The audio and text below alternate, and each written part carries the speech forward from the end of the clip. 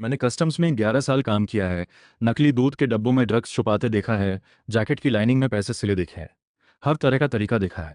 उस दिन एक स्टूडेंट की बारी थी। बैग बिल्कुल नॉर्मल। इंसान भी शांत। एक्सरे में कुछ नहीं मिला, फिर भी मैंने रोका, बोला बैग खोलो। अंदर 3 पत्थर थे बस। धूल भरे, आम से दिखते थे।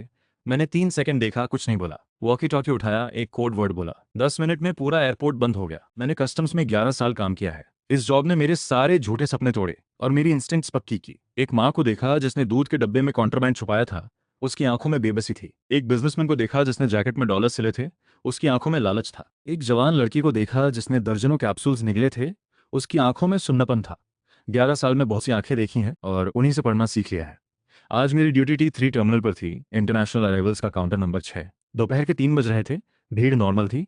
एक नौजवान लड़का सिल्वर सूटकेस लेकर मेरे सामने आया।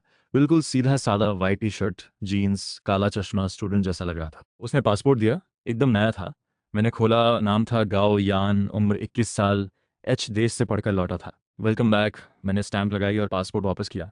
उसके हाथ बिल्कुल स्टेबल थे, नाखून साफ कटे थे। शुक्रिया, उसने से हंसते हुए कहा और बेल्ट की तरफ चलने लगा। रुकिए, मैंने आवाज़ दी। गाओयान रुका, पलटा। उसकी आंखों में हल्की सी घबराहट थी, जो बिल्कुल सही लग रही थी। छोटी छोटी हरकतें दोहराना यह अंदर की टेंशन बाहर निकालने का तरीका होता है। वो घबरा रहा था। तो किस बात से? बैग में तो कोई प्रॉब्लम नहीं थी। सर, आपका बैग क्लियर है, जा सकते हैं, मेरे साथ वाले छोटे ने बोला। गाओयान ने मुझे देखा और बैग लेने लगा। खोलिए, मैंने धीरे लेकिन साफ आवाज में कहा। छोटू थोड़ा कंफ्यूज हुआ। गाओयान का हाथ हवा में रुक गया। उसकी स्माइल एक पल के लिए अटकी, फिर नॉर्मल हो गई। ऑफिसर ने तो कहा सब ठीक है, उसने शांत आवाज में बोला। लेकिन वो बायां हाथ जो अभी तक हिल रहा था, अचानक रुक गया। मसल्स टाइट हो गई। रूटीन चेक है, प्लीज कोऑपरेट करें, मैंने उसकी आंखों में देखते हुए एक बार फिर कहा। खोलिए। गाओयान ने 3 सेकंड मुझे देखा, फिर पलकें झुका ली। ठीक है, उसने बैग काउंटर पर रखा, कोट डाला, खोला। अंदर वो खुद जितना ही नीट था। कपड़े वैक्यूम बैग में तह किए हुए, किताबें कवर में लिपटी, सब कॉर्नर्स में सजा हुआ। मैंने ग्लव्स पहने और एक एक चीज बाहर निकाली। कोई मिला नहीं। पास खड़े लोग धीरे धीरे बड़बड़ाने लगे। लगा मैं बेकार परेशान कर रहा हूँ। छोटू भी ऑकवर्ड लग रहा था। गाओयान के होठों पर हल्की सी स्माइल वापस आ गई थी, जैसे रिलैक्स हो गया हो। मैंने किसी की नहीं सुनी। जब बैग खाली हो गया तो मैंने नकल से गाओयान की तरफ देखा। उसके चेहरे से स्माइल पूरी तरह गायब हो गई थी। चेहरा एकदम सफेद पड़ गया था। खोलो, मैंने कहा। बैग की फॉल्स बॉटम खोलो। गाओयान का गला हिला। मुझे नहीं पता था इसमें ऐसा कुछ है। उसकी आवाज़ सूखने लगी थी। एक बार और पूछ रहा हूँ, खोलो। मैंने काउंटर के नीचे से स्क्रू ड्राइवर निकाली। गाओ यान ने टूल देखा, उसके लिप्स कांपने लगे। वो हिला नहीं। मैंने बात खत्म की, स्क्रू ड्राइवर की फ्लैट साइड लाइनिंग की दरार में डाली और जोर से दबाया। क्लिक की आवाज़ आई। लाइनिंग का एक हिस्सा उठ गया। हल्की सी मिट्टी और मशीन ऑयल की स्मेल आई। मैंने पूरी लाइनिंग हटाई। बैग के अंदर एक हिडन स्पेस था।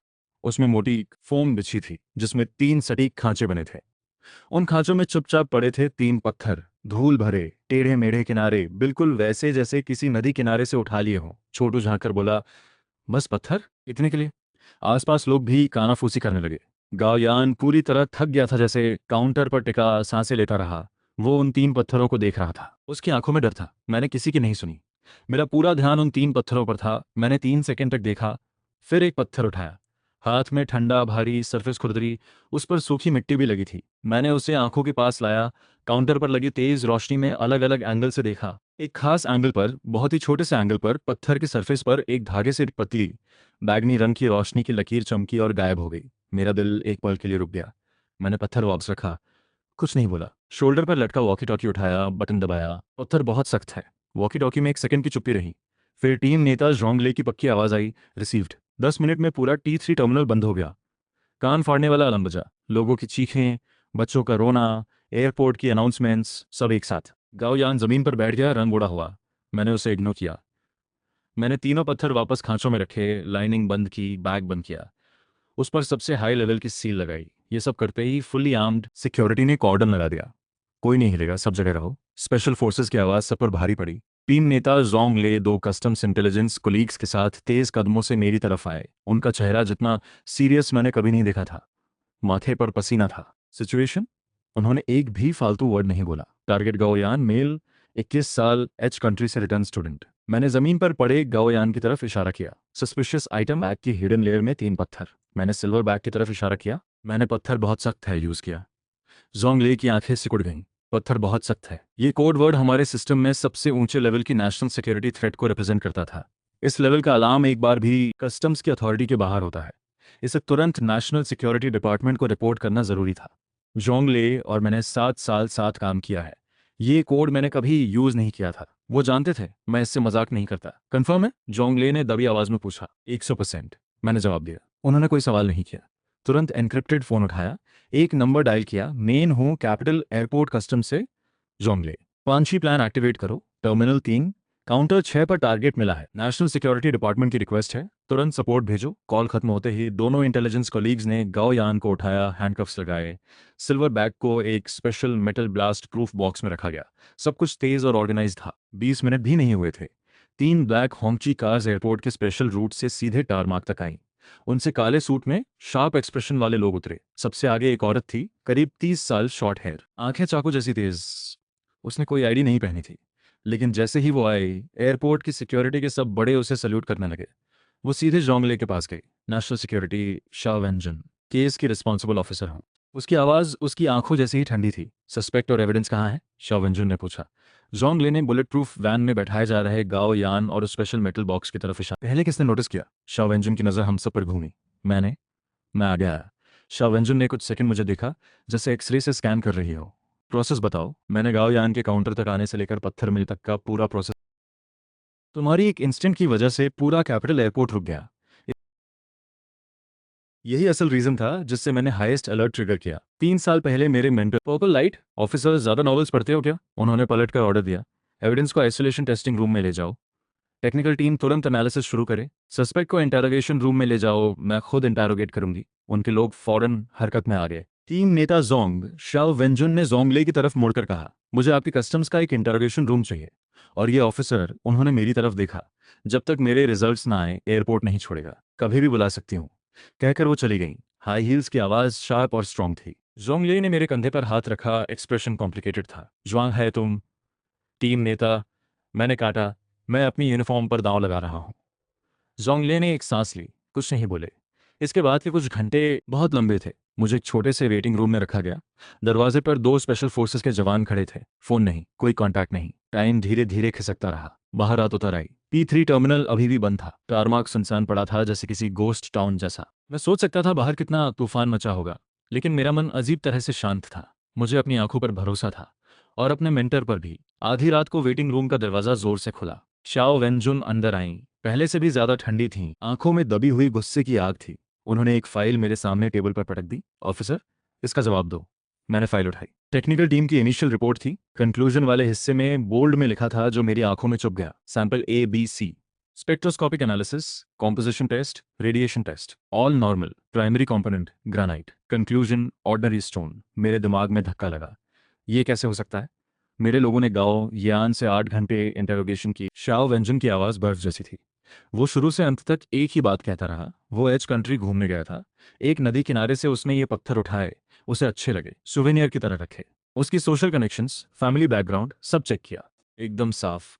अब सारे एविडेंस एक ही बात कह रहे हैं। शाओ वेंजुन झुकी, दोनों हाथ टेबल पर टिकाकर मुझे घूरती रहीं। तुमने झूठ बोला।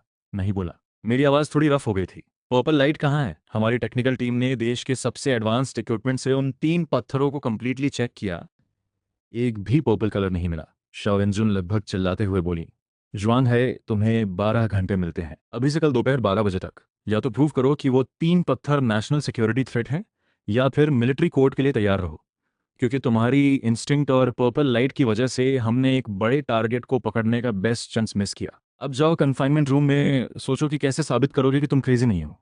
उनका चेस्ट तेजी से उठ गिर रहा था, जाहिर था बेहद गुस्से में थी। 2 स्पेशल फोर्सेस वाले आए और मुझे ले चले। मैंने रेजिस्ट नहीं किया। मेरे दिमाग में हलचल थी। इम्पॉसिबल। मैंने वो पर्पल लाइट क्लियरली देखी थी। वो 3 साल पहले इंटरनल ब्रीफिंग की पिक्चर्स से बिल्कुल मैच करती थी। तो गड़बड़ी कहाँ है? मुझे एक बंद रूम में बंद किया गया। कोई खिड़की नहीं, बस एक आयरन बेड। मैं बैठ गया, खुद को फोर्स किया शांत होने के लिए। दोपहर से लेकर अब तक का सब कुछ दोबारा प्ले किया दिमाग में। गाओ यान, उसके एक्सप्रेशंस, उसके मूवमेंट्स। रुको, उसका बायां हाथ, वो बार बार इंडेक्स फिंगर हिलाने वाला मूवमेंट। अचानक मुझे कुछ याद आया। जब मैंने हिडन लेयर खोली और पत्थर देखे, उस मोमेंट उसकी टेंशन पीक पर थी। लेकिन जब मैंने पत्थर उठाया और नॉर्मल ब्राइट लाइट में देखा और कुछ नहीं मिला, उस पल उसके एक्सप्रेशन में डर के साथ साथ कुछ और भी था। वो क्या था? मैंने आंखें बंद की, उस पल को दिमाग में ढूंढने लगा। हाँ, याद आया। वो था रिलीफ, जैसे बोझ उतरा हो। जब उसने देखा कि मैंने नॉर्मल ब्राइट लाइट यूज़ की और कुछ नहीं निकला, तो उसके चेहरे पर एक पल को रिलीफ था। वो किस बात पर रिलीफ था? इस बात पर कि मैंने जो लाइट यूज़ की वो गलत थी। मैं बेड से उठकर सीधे दरवाजे पर गया, जोर से पीटने लगा। दरवाज़ा खोलो, मुझे शायद अंजुम से मिलना है, एविडेंस को दोबारा चेक करना है। मुझे पता चल गया है गड़बड़ी कहाँ है। कन्फाइनमेंट रूम का दरवाज़ा खोला, सामने जोंगले खड़े थे, थके हुए, आंखें लाल। साफ था रात भर नहीं सोए। टीम नेता मेरे साथ आइए। उन्होंने मुझे काटा, पलटे और चलने लगे। मैं उनके पीछे था। लंबे कॉरिडोर में चलते हुए जोंगले ने कहा, टेक्निकल टीम की रिपोर्ट मैंने भी देखी। जॉन्ग है, ये बहुत बड़ी बात हो गई है। टीम नेता, मैंने झूठ नहीं बोला। मैंने अर्जेंटली कहा, प्रॉब्लम पत्थरों में नहीं है, लाइट में है। किस लाइट में? मेंटर के उस केस की इंटरनल रिपोर्ट मैंने दर्जनों बार पढ़ी थी। उसमें एक जगह लिखा था वो पर्पल ग्लो सभी लाइट सोर्सेज में नहीं आती। वो सिर्फ एक बेहद specific narrow band light source पर रिएक्ट करती है। वो फ्रीक्वेंसी बैंड उस वक्त हमारे देश का नया नया एक्सपेरिमेंटल था, पूरी तरह सीक्रेट। नॉर्मल डिटेक्शन इक्विपमेंट उस पैरामीटर तक पहुंच ही नहीं सकता। जॉन्गले के कदम रुक गए। उन्होंने पलटकर मुझे देखा। कितना श्योर हो? 100%, मैंने बिना रुके कहा। जोंगले कुछ सेकंड्स चुप रहे, फिर फोन निकाला, वही एन्क्रिप्टेड नंबर डायल किया। इस बार कोई एक्स्ट्रा बात नहीं की, बस मेरी बात जैसी की तैसी रिपीट कर दी। दूसरी तरफ साइलेंस था। उसे 1 घंटा दो। फोन में से शॉ व्यंजन की ठंडी आवाज आई, आइसोलेशन टेस्टिंग रूम में मेरा इंतजार करे। आइसोलेशन टेस्टिंग रूम में माहौल भारी था, जैसे पानी टपकने वाला हो।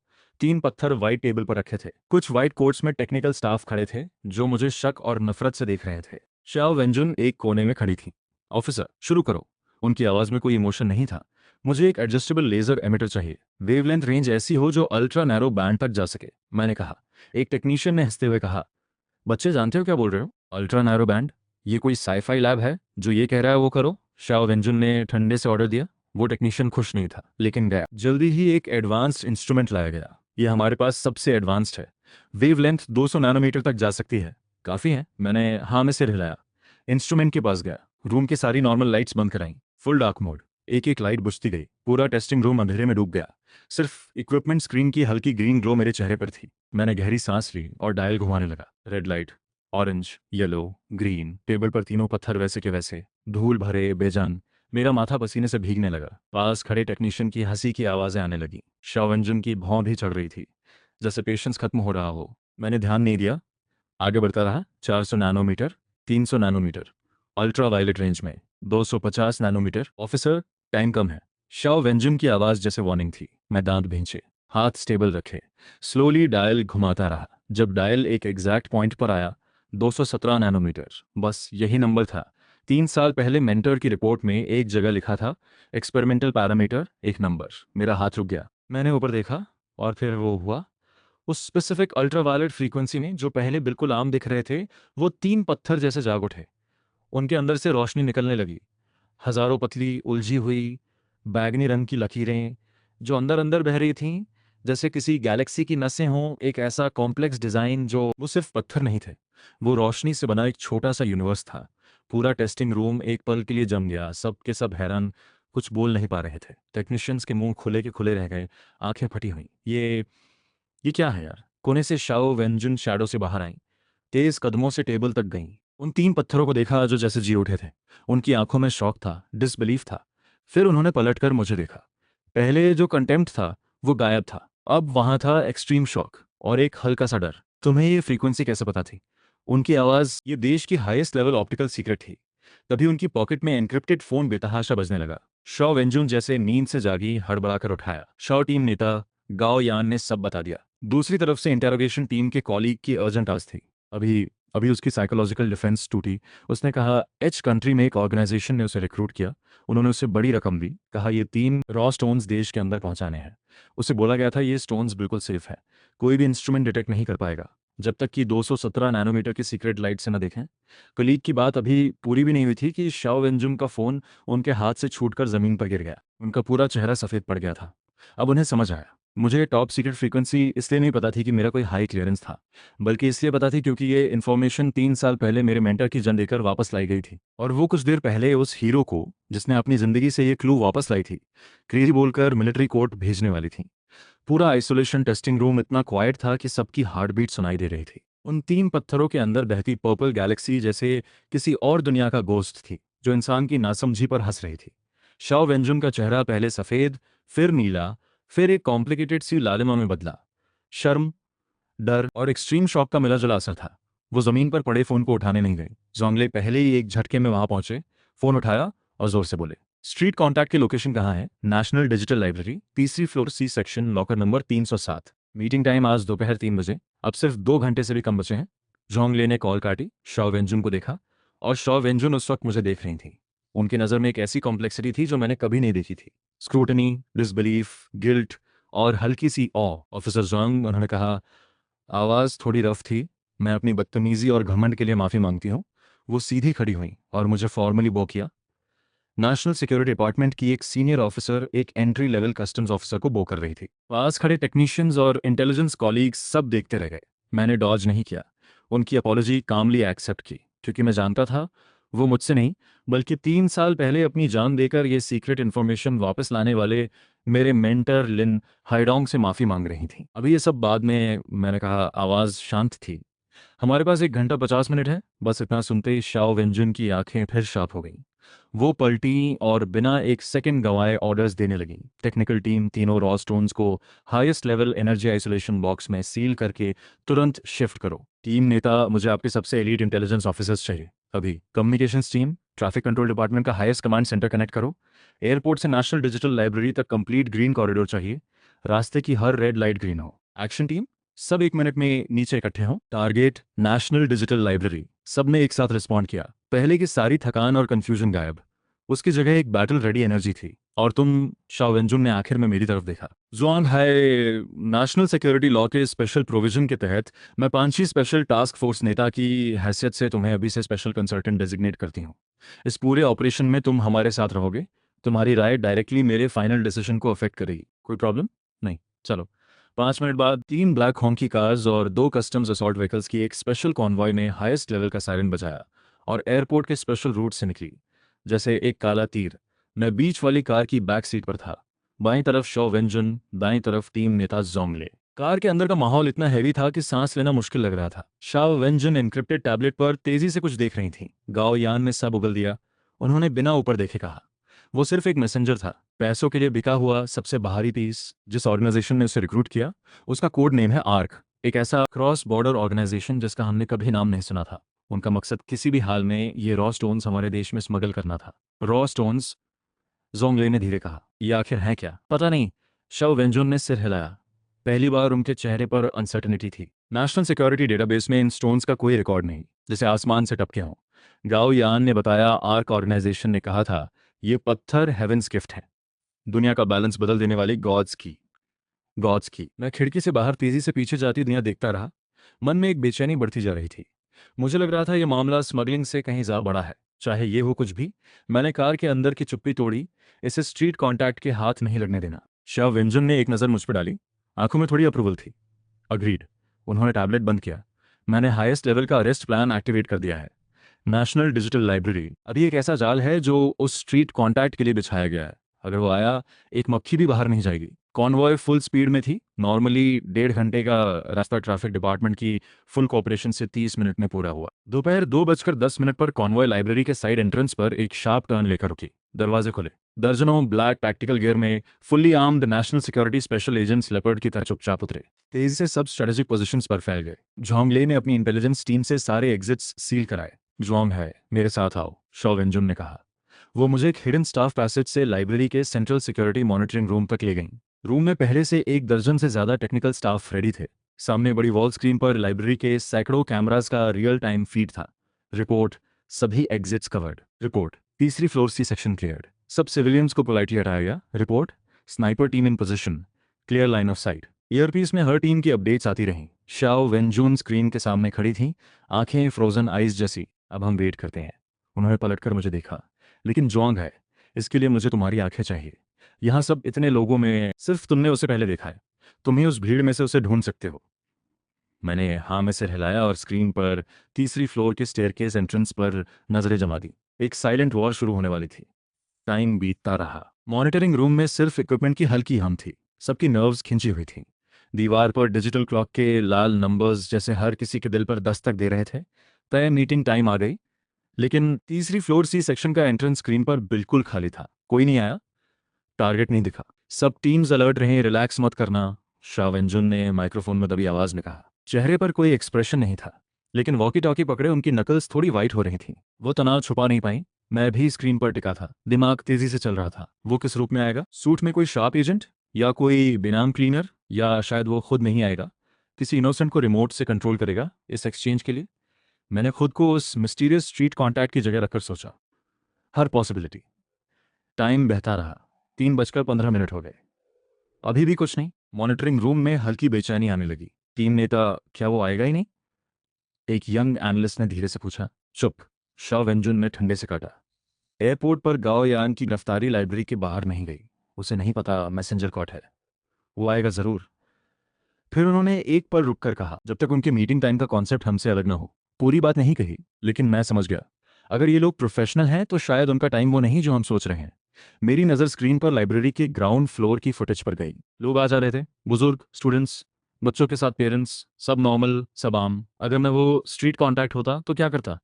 मैं कभी नहीं जाता सीधे ऊपर तय टाइम पर, जैसे कोई सस्पिशियस मूव हो। मैं पहले से एक ऑर्डिनरी रीडर की तरह अंदर आता, किसी क्वाइट कॉर्नर में बैठ जाता, बुक लेकर, पानी में घुली बूंद की तरह। और जब एनवायरनमेंट 100% सेफ लगता, तब चुपचाप उड़ जाता। बल्कि हो सकता है वो इस बिल्डिंग में पहले से ही हो। शाओ टीम नेता, मैंने अचानक कहा। सारी कैमरा फीड्स को 3 बजे से 10 मिनट पहले की फुटेज पर ले जाइए। जो भी सिंगल मेल 2:50 से 3 बजे के बीच लाइब्रेरी में एंटर किया हो, उन सबको केयरफुली चेक करना है। शाओ वेंजुन एक सेकंड रुकी, फिर तुरंत समझी। जल्दी, जो ये कह रहा है वो करो। टेक्निकल स्टाफ ने इमीडिएटली काम शुरू किया। स्क्रीन्स पर फुटेज फास्ट रिवाइंड हुई। टाइम 2:50 पर लॉक हुआ। 8x स्पीड पर चलने लगा। एक के बाद एक लोग एंट्रेंस से गुजरते दिखे। रुको, मैंने एक स्प्लिट स्क्रीन पर उंगली रखी। एक कोने का कैमरा था, एंगल ऑकवर्ड था। एक आदमी एंट्रेंस से आ रहा था, मीडियम हाइट, करीब 4.5-5 का, grey jacket, gold rimmed glasses, हाथ में एक जर्मन एडिशन की बुक थी। बिल्कुल किसी प्रोफेसर या रिसर्चर जैसा। इसका फेस जूम करो। शाओ वेंजुन ने तुरंत ऑर्डर दिया। टेक्निकल एनहांसमेंट के बाद फेस क्लियर हुआ। एकदम ऑर्डिनरी चेहरा, कोई फीचर नहीं जो याद रहे। भीड़ में घुसा दो तो ढूंढना मुश्किल। फेस रिकॉग्निशन रन करो तुरंत। सब कुछ चाहिए इसके बारे में। नेशनल सिक्योरिटी डेटाबेस में सर्च शुरू हुई। कुछ सेकंड्स में रिजल्ट आया। रिपोर्ट, टीम नेता मिला, कियान वेन्बो, 52 साल, कैपिटल यूनिवर्सिटी का German department professor, PhD supervisor, family background, social connections, सब क्लियर, कोई रेड फ्लैग नहीं। हर हफ्ते यहाँ 2 से 3 बार आता है। रूटीन बिल्कुल रेगुलर, एक परफेक्ट फ्लॉलेस आइडेंटिटी। वो अभी कहाँ है? शाओ वेंजुन ने पूछा। Last scene, second floor, social science reading section, book shelf के पास। उसकी real time feed main screen पर लाओ। स्क्रीन स्विच हुई। मेन स्क्रीन पर वो प्रोफेसर साफ दिख रहे थे। खिड़की वाली टेबल पर बैठे चुपचाप बुक पढ़ रहे थे। धूप उन पर पड़ रही थी। सामने एक गर्म चाय का कप था। सब कुछ इतना पीसफुल, इतना परफेक्ट था, बहुत ज्यादा परफेक्ट। मैंने कहा, इतना परफेक्ट कि लगता है परफॉर्मेंस है। रीजन? शाओ वेंजुन ने मुझे देखा। उनके हाथ देखो। मैंने स्क्रीन की तरफ इशारा किया। एक आदमी जो रेगुलरली बुक्स पढ़ता है, उसकी इंडेक्स फिंगर और थंब की टिप्स पर पेजेस पलटने से एक हल्की स्मूथ कैलस बन जाती है। लेकिन उनके हाथ देखो। स्क्रीन पर कियान वेन्बो ने टी कप उठाया। उनकी फिंगर्स लॉन्ग थीं, स्किन स्मूथ थी, टिप्स एकदम सॉफ्ट, कोई कैलस नहीं। वो हाथ किसी स्कॉलर के नहीं है। वो हाथ उसके हैं जो शायद रेयरली किताब छूता है, पेन भी कम। और फिर मैंने बुक कवर की तरफ देखा। वो जर्मन फॉस्ट पढ़ रहे हैं। शाओ वेंजुन की आंखें तुरंत सिकुड़ी। Sniper team, attention. उन्होंने वॉकी टॉकी उठाया। आवाज एकदम ठंडी थी। Target lock, second floor, social science section, table के 17। किसी भी मूवमेंट पर मेरी ऑथराइजेशन है। On spot. ठीक उसी वक्त स्क्रीन पर कियान वेन्बो ने जैसे कुछ फील किया। उन्होंने बुक बंद की, उठे, ग्लासेस ठीक किए, घड़ी देखी, और फिर काम स्टेप्स में स्टेयरकेस की तरफ चलने लगे। डायरेक्शन, तीसरी फ्लोर। पूरे मॉनिटरिंग रूम में सबकी सांस रुक गई। मछली आखिरकार आ रही थी। कियान वेन्बो के कदम स्टेबल थे। पोस्चर रिलैक्स था, जैसे कोई थका हुआ रीडर ऊपर जा रहा हो। वो स्टेयरकेस पर चढ़े, सेकंड फ्लोर से थर्ड फ्लोर के कॉर्नर पर डिसअपियर हुए। अगले सेकंड तीसरी फ्लोर के स्टेयरकेस कैमरा में वो नजर आए। वो सी सेक्शन पहुंचे। ये वही जगह थी जहां रीडिंग एरिया और लॉकर्स मिलते थे। प्लान के मुताबिक यहां अब कोई नहीं होना चाहिए था। कियान वेन्बो रुके, चारों तरफ नजर घुमाई। उनका एक्सप्रेशन वही था, स्कॉलरली, काम, लेकिन उनकी आंखें खामोश कॉरिडोर को स्कैन कर रही थीं, किसी ट्रेंड प्रोफेशनल की तरह। सबने फिस्ट्स बंद कर लिए, कोई हिला नहीं। टाइम जैसे स्ट्रेच हो गया था, हर सेकंड 1 घंटे जैसा। आखिरकार चियान वेन्बो ने जैसे कंफर्म कर लिया। उन्होंने कदम बढ़ाए, सीधे सी सेक्शन के लॉकर्स की तरफ। टारगेट एकदम क्लियर था, लॉकर नंबर 307। उन्होंने पॉकेट से एक की निकाली। ऑर्डिनरी लॉकर की नहीं, बल्कि एक एंटीक स्टाइल ब्रास की थी। उन्होंने उसे 307 के लॉक में डाला। एक्शन। शव इंजन की आवाज जैसे ग्लेशियर टूटी हो। एक सेकंड भी नहीं लगा। जो कॉरिडोर अभी खाली था, वहां दोनों तरफ की बुकशेल्फ्स के पीछे से, सीलिंग के वेंटिलेशन से एक साथ दर्जनों ब्लैक शैडोज निकले। नेशनल सिक्योरिटी के टॉप स्पेशल एजेंट्स। शैडोज से पैदा हुए गोस्ट जैसे, साउंडलेस, लाइटनिंग फास्ट। एक स्पेशल इलेक्ट्रोमैग्नेटिक पल्स नेट ऊपर से गिरी और चान वेनबो को चारों तरफ से घेर लिया। कई ब्लैक गन बैरल्स हर डायरेक्शन से उनके सिर पर तने। एक्शन शुरू होने से टारगेट कंप्लीटली कंट्रोल्ड होने तक 0.5 सेकंड से भी कम। चेन वेनबो अभी की टर्न भी नहीं कर पाए थे। वो शांत पढ़े लिखे इंसान का चेहरा उस एक पल में पूरी तरह टूट गया। उसकी जगह आया एक हैरानी का भाव और एक अजीब सी मुस्कान। हाँ, वो मुस्कुरा रहा था। 15 बंदूकें उसके सिर पर तनी थीं और वो मुस्कुरा रहा था। मैं और शियाओ वेंजुन अपने लोगों के साथ सीढ़ियों से दौड़ते हुए आ गए। कियान वेनबो, तुम गिरफ्तार हो। शियाओ वेंजुन ने बंदूक तानते हुए उसे घूरा। कियान वेनबो ने उसे नहीं देखा। उसकी नजर सबको पार करते हुए सीधे मेरे चेहरे पर टिक गई। उसकी आंखों में कोई गुस्सा नहीं था, कोई डर नहीं था। बस एक ऐसा भाव था जैसे कोई शिकारी अपने शिकार को देखकर मजा लेता है। तुम वही हो, वो कस्टम्स वाले? उसने मुंह खोला। आवाज पहले जैसी नरम नहीं थी, रुखी, धीमी, जैसे दो धातु आपस में रगड़ रहे हो। तुमने ओरिजिनल को पहचान लिया? मैंने कोई जवाब नहीं दिया, बस ठंडी नजरों से उसे देखता रहा। काबिल हो। उसने सिर हिलाया, जैसे तारीफ कर रहा हो। नहीं सोचा था कि इस देश में उन पुराने दरबानों के अलावा भी कोई ऐसी आंखें होंगी। लगता है आर्क का इंटेलिजेंस सिस्टम अपडेट करना होगा, इसे ले जाओ। शियाओ वेंजुन ने तेज आवाज में हुक्म दिया। दो स्पेशल एजेंट्स आगे आए और उसके हाथों में स्पेशल हैंडकफ्स डाल दिए। सर्च करो।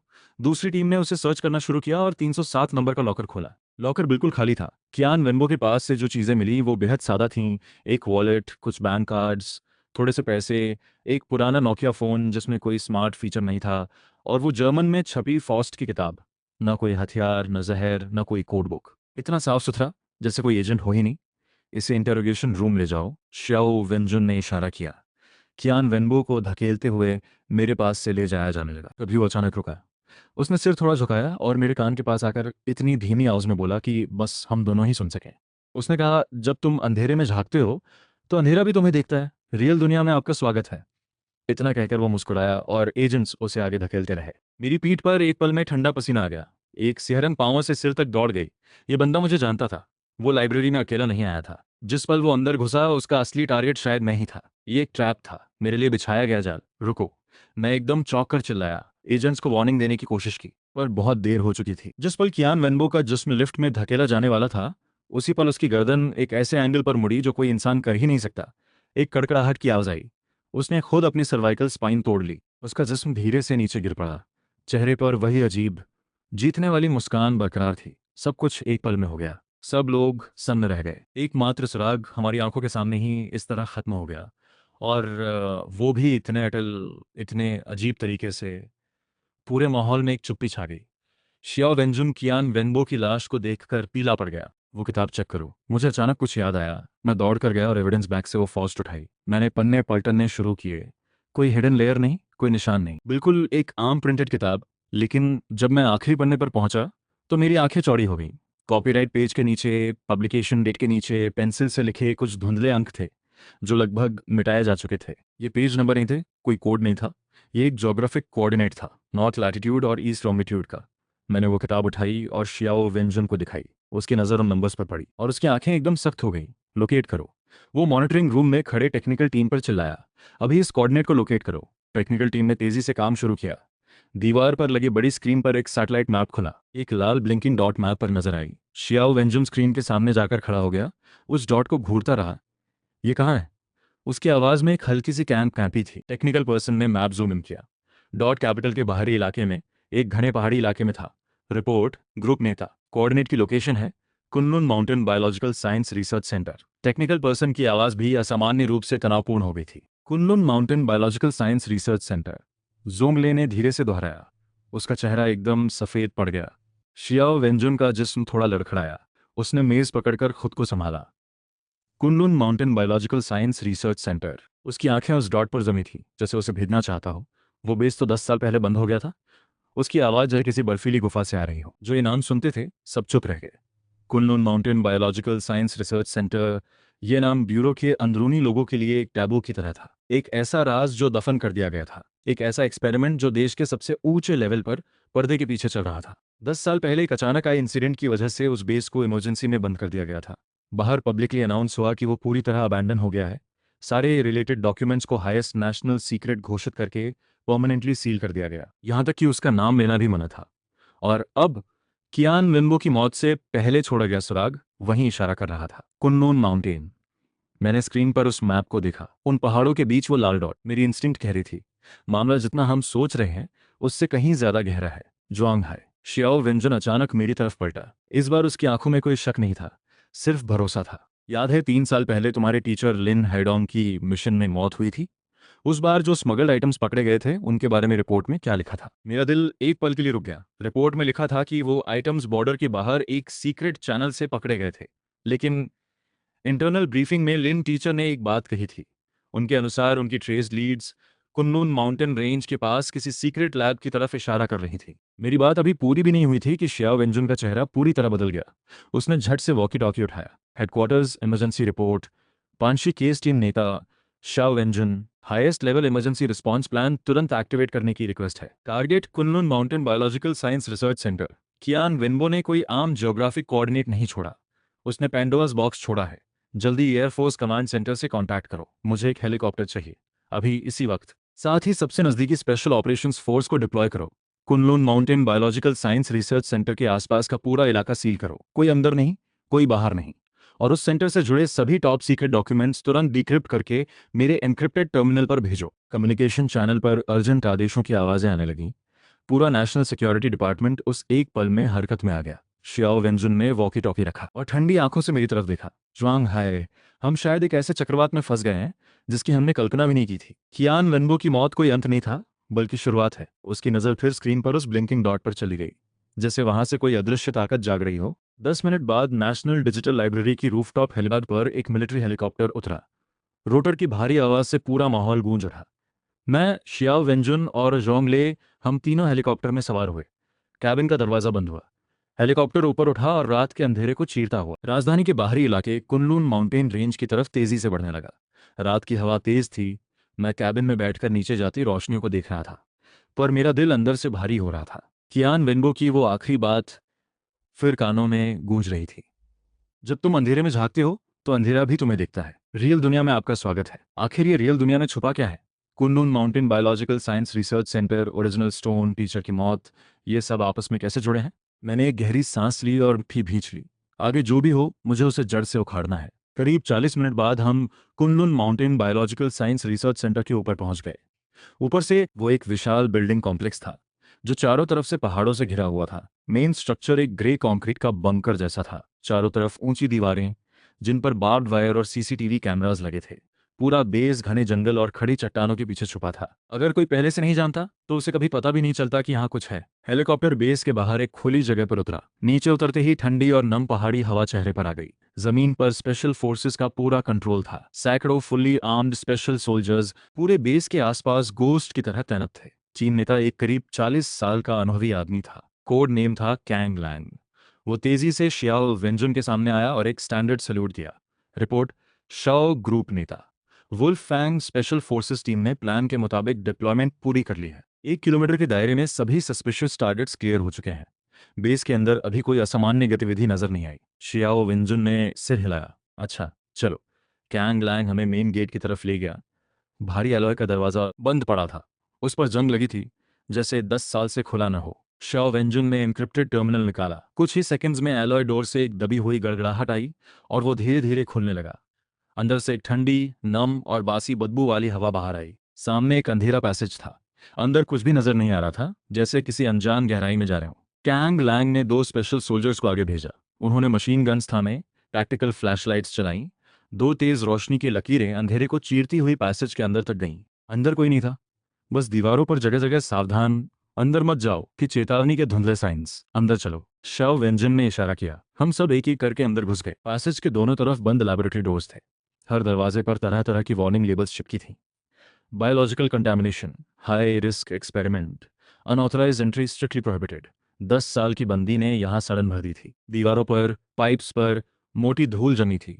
जमीन पर काई उगाई थी। रिपोर्ट, एक स्पेशल सोल्जर अचानक रुका।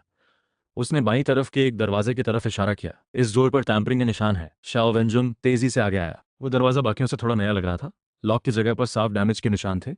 कैंग लैंग ने स्पेशल सोल्जर्स को डोर ब्रेक करने का इशारा किया। एक जोरदार धमाके से दरवाजा टूट गया। अंदर एक बड़ी सी लेबोरेटरी थी। लेबोरेटरी के बीच में एक विशाल मेटल कल्टीवेशन टैंक चुपचाप खड़ा था। उसमें कुछ एम्बर रंग का लिक्विड भरा था। उस लिक्विड में एक अजीब शेप की चीज डूबी हुई थी, जो एयरपोर्ट पर पकड़े गए ओरिजिनल स्टोन से बहुत मिलती जुलती थी। लेकिन इस टैंक में रखा ओरिजिनल स्टोन कहीं ज्यादा बड़ा था, आधे इंसान जितना ऊंचा। वो किसी बड़े बदसूरत ट्यूमर की तरह उस एम्बर लिक्विड में तैर रहा था, और उसके चारों तरफ घने ट्यूब्स और वायर्स जुड़े थे। ये सब एक बड़े कंट्रोल कंसोल तक पहुंच रहे थे। कंसोल की स्क्रीन से हरी रोशनी आ रही थी। उन पर तरह तरह के बायोलॉजिकल डेटा और एनर्जी रीडिंग्स दिख रहे थे। ये क्या है? जोंग ले ने यह देखकर हैरानी से कहा। उसकी एडम्स एप्पल ऊपर नीचे हिली। ओरिजिनल स्टोन जिंदा है? मेरी आंखें उस बड़े ओरिजिनल स्टोन पर टिकी थीं। वो स्टैटिक नहीं था। उसकी सरफेस पर बेहद धीमी गति से कुछ हो रहा था, जैसे वो सांस ले रहा हो। कैंग लैंग, शव व्यंजन का चेहरा पूरी तरह बदल गया। क्या यहाँ बायोलॉजिकल लीकेज का कोई खतरा है? कैंग लैंग ने तुरंत ऑर्डर दिया। स्पेशल सोल्जर्स ने कॉर्डन खींच दिया। बायोकेमिकल डिटेक्शन टीम ने प्रोटेक्टिव सूट्स पहने और लेबोरेटरी में घुस गई। शाओ वेंजुन कंट्रोल कंसोल के सामने खड़ा हो गया और तेजी से काम करने लगा। उसके एन्क्रिप्टेड टर्मिनल को कंसोल से कनेक्ट किया गया। बड़ी मात्रा में एन्क्रिप्टेड डेटा ट्रांसफर होने लगा। ग्रुप नेता, एक टेक्निकल पर्सन अचानक चीखा। डिटेक्शन रिजल्ट्स आ गए। हवा, पानी, मिट्टी सब नॉर्मल है। लेकिन उसने अपना इंस्ट्रूमेंट दिखाते हुए कहा, लेबोरेटरी के अंदर एनर्जी फ्लक्चुएशन बहुत तेज है, जैसे जैसे एक बहुत बड़ा न्यूक्लियर रिएक्टर लगातार एनर्जी आउटपुट कर रहा हो। Nuclear reactor? एक ओरिजिनल स्टोन से न्यूक्लियर रिएक्टर जितनी एनर्जी? ये तो बिल्कुल अविश्वसनीय था। शावेंजुन, एक ओरिजिनल स्टोन न्यूक्लियर रिएक्टर जितनी एनर्जी दे रहा है, ये इम्पॉसिबल है। शावेंजुन अचानक कंट्रोल कंसोल से उठ खड़ा हुआ। उसकी नजर फिर उस विशाल कल्टीवेशन टैंक में रखे ओरिजिनल स्टोन पर गई। आंखों में गहरी चिंता थी। कियान वेनबू का असली टारगेट यही था। उसकी आवाज बहुत धीमी थी। वो 3 छोटे ओरिजिनल स्टोन्स चुराने नहीं आया था, वो उस बड़े वाले को एक्टिवेट करने आया था। मेरा दिमाग एक पल के लिए ब्लैंक हो गया। इस विशाल जिंदा न्यूक्लियर रिएक्टर जितनी एनर्जी वाले ओरिजिनल स्टोन को एक्टिवेट करना, ये आखिर है क्या? तभी शाओ वेंजुन के एन्क्रिप्टेड टर्मिनल से एक तेज अर्जेंट अलार्म बजी। उसने नीचे देखा और चेहरा एकदम सख्त हो गया। मुश्किल है। कियान वेनबो का वो जियोग्राफिक कोऑर्डिनेट फाइनल डेस्टिनेशन नहीं था। वो कोऑर्डिनेट तो एक की थी, जो किसी स्पेसिफिक डिवाइस को एक्टिवेट करने के लिए इस्तेमाल हुई। Kunlun mountain biological science research centre सिर्फ एक सिग्नल रिले पॉइंट है। असली डेस्टिनेशन इससे भी गहरे में है, उस रिस्ट्रिक्टेड जोन में जहां हम कभी नहीं पहुंचे। जोंगले की एडम्स एप्पल फिर हिली। उसकी आंखों में डर साफ था। यहाँ यहाँ तक हम पहुंच सकते हैं। इससे आगे तो लेजेंडरी रेस्ट्रिक्टेड जोन है। वहाँ नेशनल हाईएस्ट लेवल की सिक्योरिटी है। उसके ब्लूप्रिंट्स भी बाहर नहीं है। शाह वेंजुन ने उसकी बात नहीं सुनी। उसकी आंखें एन्क्रिप्टेड टर्मिनल के मैप पर जमी थीं। एक नया और भी सीक्रेट कोऑर्डिनेट वहां ब्लिंक कर रहा था। वो coordinate Kunlun mountain biological science research centre की जमीन के नीचे गहराई में था। कैंग लैंग, उसने अचानक कैंग लैंग को देखा। फौरन सभी डेमोलिशन एक्सपर्ट्स को बुलाओ। मुझे उस रिस्ट्रिक्टेड जोन तक जाने वाला रास्ता जल्द से जल्द खोलना है। कैंग लैंग का चेहरा भी गंभीर हो गया। शाह ग्रुप नेता, ये शायद मुमकिन ना हो। रेस्ट्रिक्टेड जोन की सिक्योरिटी बंकर स्टैंडर्ड पर बनी है। हमारी स्पेशल फोर्सेस के पास जो सबसे एडवांस डेमोलिशन इक्विपमेंट है, उससे भी एक दरार बनाने में कम से कम 20 घंटे लगेंगे। 20 घंटे? शाह वेंजुन की आंखों में निराशा छा गई। इतना टाइम नहीं है हमारे पास। गाओयुआन ने डेडलाइन बताई थी, आज दोपहर 3 बजे। कियान वेनबो 3 बजे लाइब्रेरी में इसीलिए आया था, हमें रोकने के लिए, टाइम वेस्ट कराने के लिए। उसने कोऑर्डिनेट एक्टिवेट किया, यहाँ ओरिजिनल स्टोन को ट्रिगर किया। असली मकसद था उस रिस्ट्रिक्टेड जोन के अंदर की डिवाइस को एक्टिवेट करना। अगर मेरा अंदाजा सही है तो वो डिवाइस अभी एक्टिवेट होना शुरू हो चुकी है। उसकी नज़र फिर कल्टीवेशन टैंक में उस विशाल ओरिजिनल स्टोन पर गई। उसकी सरफेस की मूवमेंट तेज हो रही थी। एम्बर लिक्विड में हल्की हल्की पर्पल रोशनी उठने लगी थी। ये बड़ा ओरिजिनल स्टोन, ये खुद ही एक एनर्जी कन्वर्टर है। मैंने अचानक कहा, ये किसी खास एनर्जी को अब्जॉर्ब करता है, फिर कियान वेनबो के छोड़े गए कोऑर्डिनेट के जरिए उसे एक स्पेसिफिक सिग्नल में कन्वर्ट करता है, और वो सिग्नल रिस्ट्रिक्टेड जोन को एक्टिवेट करता है। कियान वेनबो का मकसद छोटे ओरिजिनल स्टोन्स को बाहर ले जाना नहीं था, वो किसी चीज को रिस्ट्रिक्टेड जोन के अंदर पहुंचाना चाहता था। मेरी बात सुनकर शाह वेंजुन की आंखें अचानक चमक गईं। हाँ, उसने हाथ मारा। बिल्कुल सही कह रहे हो। रिस्ट्रिक्टेड जोन के अंदर बताया जाता है कि एक ऐसी मिस्टीरियस ऑब्जेक्ट दबी है जो आउटर स्पेस से आई है। उस ऑब्जेक्ट को हाईएस्ट सीक्रेट लेवल पर कोड नेम दिया गया है, God secret medicine.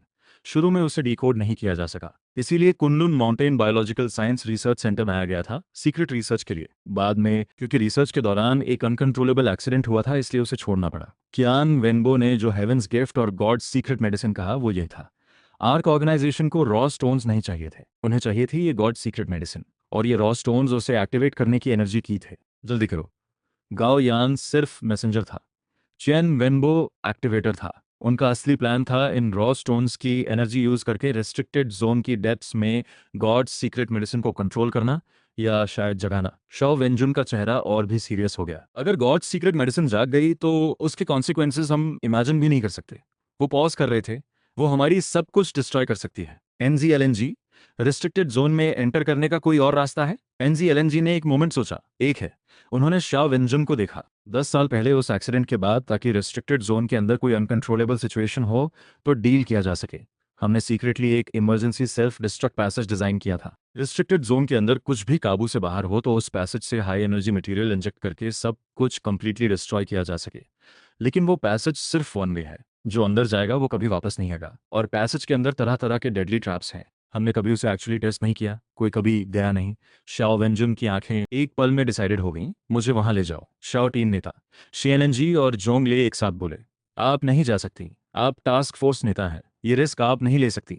Restricted zone के अंदर सिचुएशन अननोन है, हर जगह डेंजर है। मैं नेता हूँ, शाओ वेंजुन ने शार्प आवाज में कहा। यहाँ सबसे ज्यादा अथॉरिटी मेरे पास है। सभी अलार्म्स और प्रोटेक्शन सिस्टम्स सिर्फ मैं डिसेबल कर सकती हूँ। सिर्फ मैं तुम्हें अंदर ले जा सकती हूँ। जुआंग है। उन्होंने अचानक मेरी तरफ देखा। मेरे साथ चलो। तुम्हारी इंस्टिंक्ट चाहिए, तुम्हारी आंखें चाहिए। मैंने एक सेकंड नहीं लगाया। ठीक है। मेरा जवाब एकदम फर्म था। मुझे पता था ये अब सिर्फ मेरी बात नहीं थी, देश के लिए था, लोगों के लिए था, हम सबकी सेफ्टी के लिए था। सीएनएल एनजी की आंखों में एक फ्लैश ऑफ रिस्पेक्ट आया। उन्होंने कुछ नहीं कहा। वो पलटे और हमें बेस के अंदर एक हिडन कॉर्नर की तरफ ले गए। वहां एक अलॉय डोर था जो देखने में आम वॉल जैसा लगता था। शाओ वेंजुन के इंक्रिप्टेड टर्मिनल से ऑपरेट करने पर वो डोर भी स्लोली खुला। अंदर पहले वाले पैसेज से भी ज्यादा डीप, डार्क और कोल्ड एक टनल था। टनल के एंट्रेंस पर एक रेड वार्निंग बोर्ड खड़ा था। उस पर सिर्फ 4 वर्ड्स थे, जो जिंदा है मत आए। मैंने गहरी सांस ली, शाओ वेंजुन की तरफ देखा। उनका चेहरा असाधारण रूप से काम था। चलो। वो पहले उस रिस्ट्रिक्टेड जोन की तरफ जाने वाले उस पाथ पर कदम रखी। मैं तुरंत उनके पीछे था। जोंगले और सीएमजी एलएमजी बाकी स्पेशल फोर्सेस के साथ टनल एंट्रेंस पर रुक गए। याद रखो, मेरा ऑर्डर आने से पहले कोई भी रिस्ट्रिक्टेड जोन के पास नहीं आएगा। जो आया उसे डेल्ट किया जाएगा। एलॉय डोर हमारे पीछे स्लोली बंद हो गया। हम पूरी तरह उस अननोन डार्कनेस में आइसोलेटेड हो गए थे। कानों में सिर्फ अपनी हार्ट बीट थी और एक तेज होती हुई डेथ की स्मेल। यही था रिस्ट्रिक्टेड जोन। यही था वो रियल वर्ल्ड जिसकी जान विनबो ने बात की थी। आगे क्या था वो देखना बाकी था। टनल में पूरी साइलेंस थी। पीछे का अलॉय डोर बंद होते ही आउटसाइड वर्ल्ड से हर कनेक्शन कट गया। डार्कनेस जैसे गाढ़ी इंक की तरह चारों तरफ से लपेट रही थी। ठंडी, डैम्प, मेटल रस्ट और डस्ट की मिक्स्ड स्मेल थी। शाओ वेंजुन ने टैक्टिकल फ्लैशलाइट ऑन किया। एक ब्राइट बीम ने उस 10 साल पुरानी डार्कनेस को चीरा। लाइट जहां पड़ी वहां एक डीप नैरो टनल था।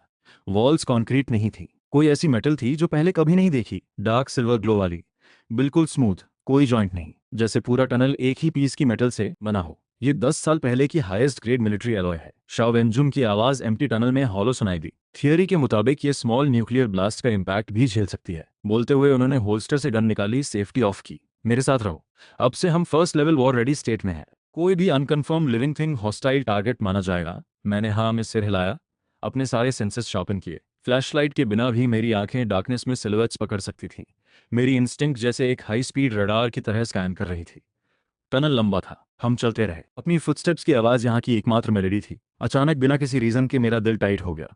सामने से एक स्ट्रॉन्ग सेंस ऑफ डेंजर आया। रुको, मैंने ऑटोमेटिकली चिल्लाया और शाओ वेंजुन का आर्म पकड़ लिया। शाओ वेंजुन का रिएक्शन बहुत फास्ट था। मेरे बोलते ही वो रुक गई थी, गन सामने की तरफ, बॉडी टाइट। क्या हुआ? उन्होंने दबी आवाज में पूछा। आगे कुछ है। मेरी आवाज थोड़ी ड्राई थी। पता नहीं क्या है, लेकिन बहुत डेंजरस है। शाओ वेंजुन ने फ्लैशलाइट को और आगे किया। टनल वैसा ही था। कोई नहीं, कुछ नहीं। श्योर हो? श्योर हो। मैं सामने की डार्कनेस को घूर रहा था। माथे पर पसीना आ रहा था। वो सेंस ऑफ डेंजर और इंटेंस होती जा रही थी, जैसे कोई इनविजिबल आइज अंधेरे में से हमें ठंडी नजरों से देख रही हो। शाओ वेंजुन ने इस बार मुझ पर डाउट नहीं किया। प्रैक्टिकल रेस्ट से एक स्मॉल ग्लो स्टिक निकाली, एक्टिवेट की और पूरी ताकत से सामने फेंक दी। ग्रीन ग्लो स्टिक ने हवा में एक ब्राइट आर्क बनाया। करीब 50 मीटर आगे जाकर जमीन पर गिरी। जिस पल वो जमीन पर गिरी उसी पल एक सटल साउंड हुई, और उससे पहले कि हम कुछ समझते, हमारे सामने उस टनल की वॉल्स, सीलिंग और फ्लोर पर एक साथ हजारों ब्लड रेड लेजर लाइंस जगमगा उठी। वो लाइंस एक दूसरे को क्रॉस करती, कनेक्ट होती।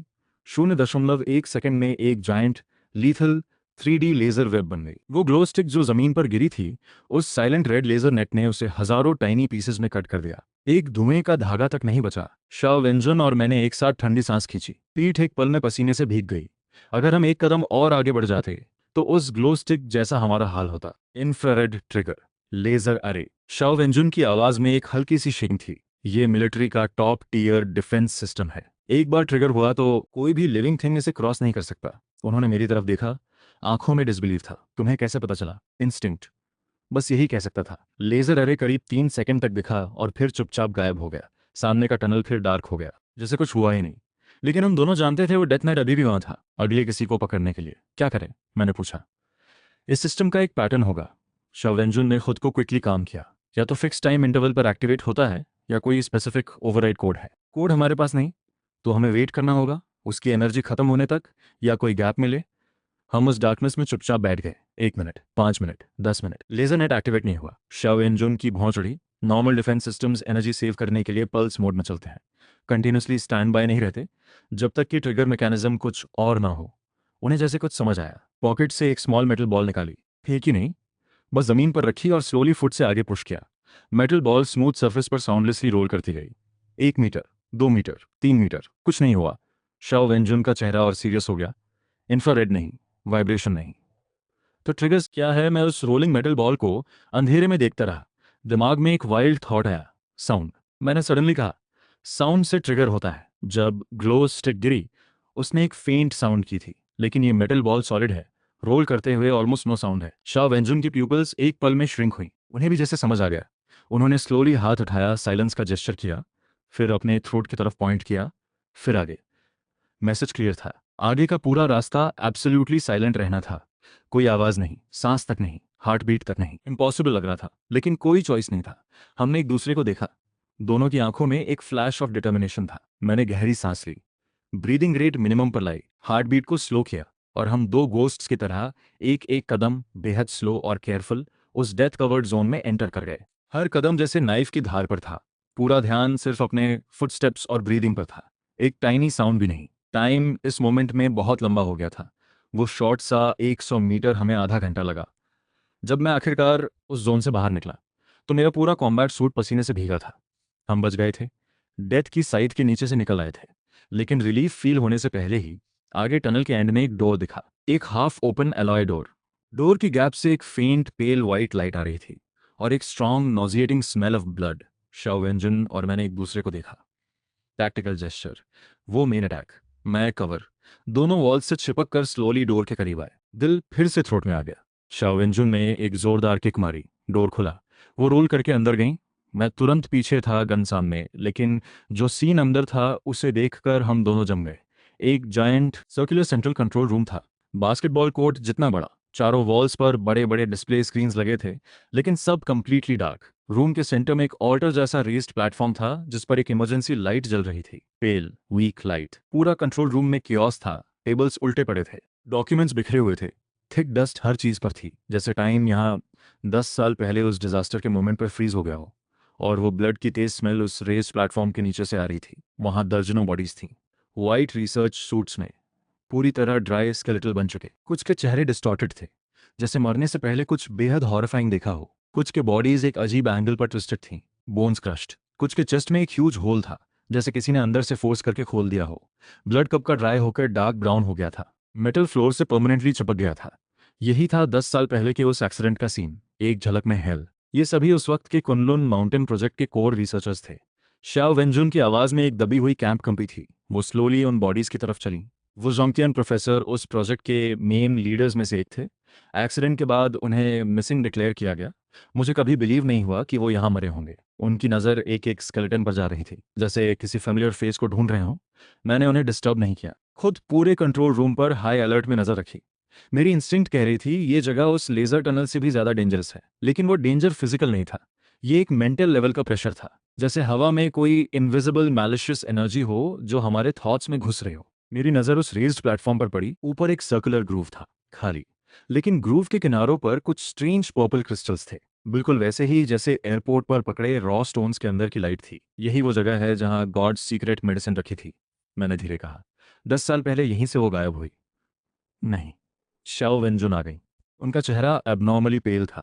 वो गायब नहीं हुई, उसे रिलीज किया गया। उन्होंने रिसर्चर्स की बॉडीज की तरफ इशारा किया। उनके वूंड्स देखो, वेपन से नहीं हुए। ऐसे लग रहा है जैसे किसी एनर्जी ने अंदर से बॉडी को एक्सप्लोड किया। वो एक स्केलेटन के पास झुकी। वो स्केलेटन एक एक्सट्रीमली पेनफुल पोस्चर में था, दोनों हाथ अपनी स्कल पर कसे हुए, जैसे अपना सिर खुद क्रश करने की कोशिश कर रहा हो। शाओ वेंजुन ने उसकी फिंगर बोन्स के बीच कुछ देखा, एक स्मॉल ब्लैक वॉइस रिकॉर्डर जो बैडली क्रश्ड था। उन्होंने प्ले बटन दबाया।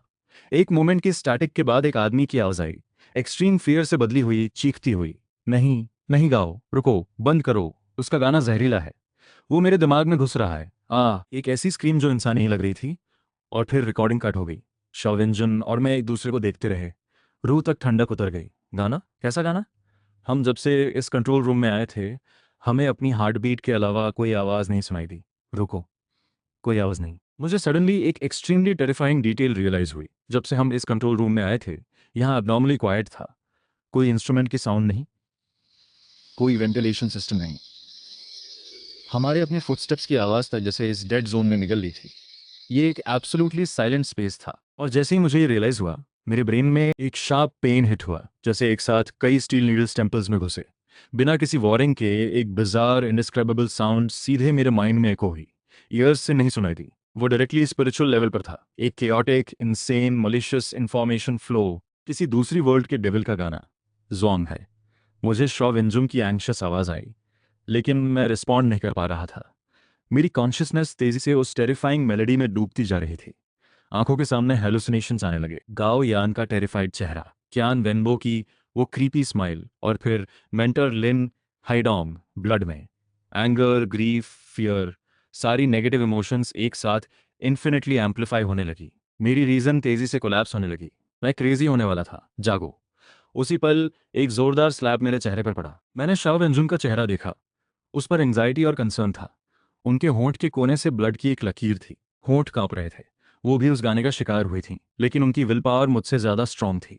उन्होंने अपनी टंग को खुद काटकर खून का टेस्ट यूज करके खुद को कॉन्शियस रखा था। ब्लॉक करो, उन्होंने अपनी पूरी ताकत से मुझसे कहा। मत सुनो, मत सोचो, अपनी कॉन्शियसनेस पकड़े रखो, ये स्पिरिचुअल अटैक है। मैंने दांत भींचे, मुंह में खून का टेस्ट फैला। मैंने अपना पूरा ध्यान उस पेन पर फोकस किया, उसे यूज करके उस हर जगह घुसने वाले अटैक को। ठीक हो? शाओ वेंजुन ने मुझे देखा। उनकी आंखों में डिसबिलीफ था। मैं जोर जोर से सांस ले रहा था, पूरा बॉडी जैसे पानी से निकाला हो। मैंने हाँ में सिर हिलाया। वॉल का सपोर्ट लेकर मुश्किल से खड़ा हुआ। नजर चेस्ट पर बैज पर गई। वो बैज अभी एक फेंट, ऑलमोस्ट इनविजिबल गोल्डन ग्लो दे रहा था। उसी ने मुझे बचाया था। वो क्या है? शाओ वेंजन ने भी बैज की एबनॉर्मैलिटी नोटिस की। मेंटर की यादगार, मैंने जवाब दिया। मुझे नहीं पता ये ग्लो क्यों करता है, लेकिन लगता है ये स्पिरिचुअल अटैक को ब्लॉक कर सकता है। शाओ वेंजुन की नजर बैच पर गई, फिर मुझ पर, जैसे मुझ में से कोई सीक्रेट ढूंढ रही हो। तभी धड़ाम, पूरा सेंट्रल कंट्रोल रूम हिला। वॉल्स पर लगे सारे डार्क स्क्रीन्स एक साथ जल उठे। उन पर कोई डेटा नहीं था, कोई सर्वेलेंस फुटेज नहीं, बस एक आंख, एक जायंट आई, पर्पल वेन से भरी हुई, बिजार। वो आई स्लोली रोटेट हुई।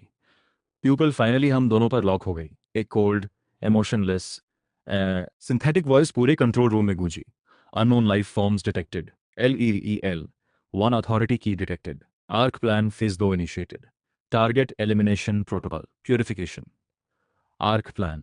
शाओ वेंजुन का चेहरा एकदम पेल हो गया। चेन वेनबो की ऑर्गेनाइजेशन ने यहाँ का कंट्रोल ले लिया है। उनकी बात पूरी भी नहीं हुई थी। उस रेस्ड प्लेटफॉर्म पर वो सर्कुलर ग्रूव जो पहले खाली था, उसकी बेस से एक क्रैक खुली। एक सिलेंड्रिकल अननोन मेटल का प्लेटफॉर्म नीचे से ऊपर उठा। उस प्लेटफॉर्म पर एक ऑब्जेक्ट था, अनगिनत इरेगुलर पीसेस से जुड़ा, पर्पल लाइट में चमकता हुआ एक मैसिव इरेगुलर स्फीयर, एक छोटी कार जितना बड़ा। उसकी सरफेस पर हजारों डीप स्वर्लिंग वोर्टेक्सेस थे, जो आंखों जैसे लग रहे थे। वो स्लोली रोटेट कर रहे थे, एक ईविल वाइब एमिट कर रहे थे। God's secret medicine. मैंने देखा, मेरा गला ड्राई हो गया। ये वो था जिसे देश ने 10 साल तक ढूंढा, 10 साल तक छुपाया। आउटसाइड स्पेस से आई एक ऑमिनस चीज, हर चीज का सोर्स। उस जाइंट स्फीयर से एक लो डीप रंबल निकली। पूरे कंट्रोल रूम का वाइब्रेशन और तेज हो गया। चारों वॉल्स में बड़ी बड़ी क्रैक्स आने लगी। उन क्रैक्स से मोटी मोटी ब्लैक मेटल केबल्स निकली, जैसे किसी जागते हुए जायंट सर्पेंट के टेंटिकल्स। वो हमारी तरफ आने लगे। चलो, शाओ वेंजुन चिल्लाई। मेरा हाथ पकड़ा और एक कंसोल के पीछे कवर लिया। बूम, हम अभी अभी हटे थे कि एक जायंट मेटल केबल ने ठीक उसी जगह स्ट्राइक किया। हार्ड अलॉय फ्लोर में एक डीप क्रेटर बन गया और केबल्स चारों तरफ से आ रहे थे। हमारे सारे एस्केप रूट्स ब्लॉक होने लगे। ठक ठक ठक। शाओ वेंजुन ने गन उठाई, उन आते केबल्स पर फायर किया। बुलेट्स केबल्स पर हिट होकर स्पार्क्स बनाए, लेकिन उन पर कोई रियल डैमेज नहीं हुआ, बस हल्के से वाइट मार्क्स। यूजलेस, ये बेस का डिफेंस सिस्टम है, उन्होंने कहा। नॉर्मल वेपन्स इन पर काम नहीं करेंगे, कंट्रोल कोर ढूंढना होगा। बंद करना होगा। कंट्रोल कोर उसी स्फीयर पर है। शाओ वेंजुन भी समझ गई। लेकिन हम इन क्रेजी मेटल टेंटिकल्स के प्रेशर में कवर के पीछे फंसे थे। उस प्लेटफॉर्म तक पहुंचना इम्पॉसिबल था।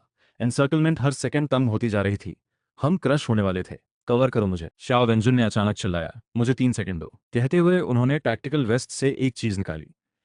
एक thumb size silver diamond shaped explosive, high energy compound bomb. मैंने पहचाना, नेशनल सिक्योरिटी डिपार्टमेंट का highest classified special equipment. 1 meter thick steel plate blast कर सकता था, लेकिन इसे डेटोनेट होने में 3 सेकंड लगते थे। उन 3 सेकंड में वो एक लाइफ टारगेट होंगी? नहीं, बहुत डेंजरस है। मैंने इमीडिएटली रिजेक्ट किया। टाइम नहीं है। शवेंजुन की आंखें एब्सोल्युटली डिसाइड थीं। यही एकमात्र रास्ता है। उन्होंने मुझे आर्ग्यू करने का मौका नहीं दिया। एक रोल में कवर से बाहर निकली।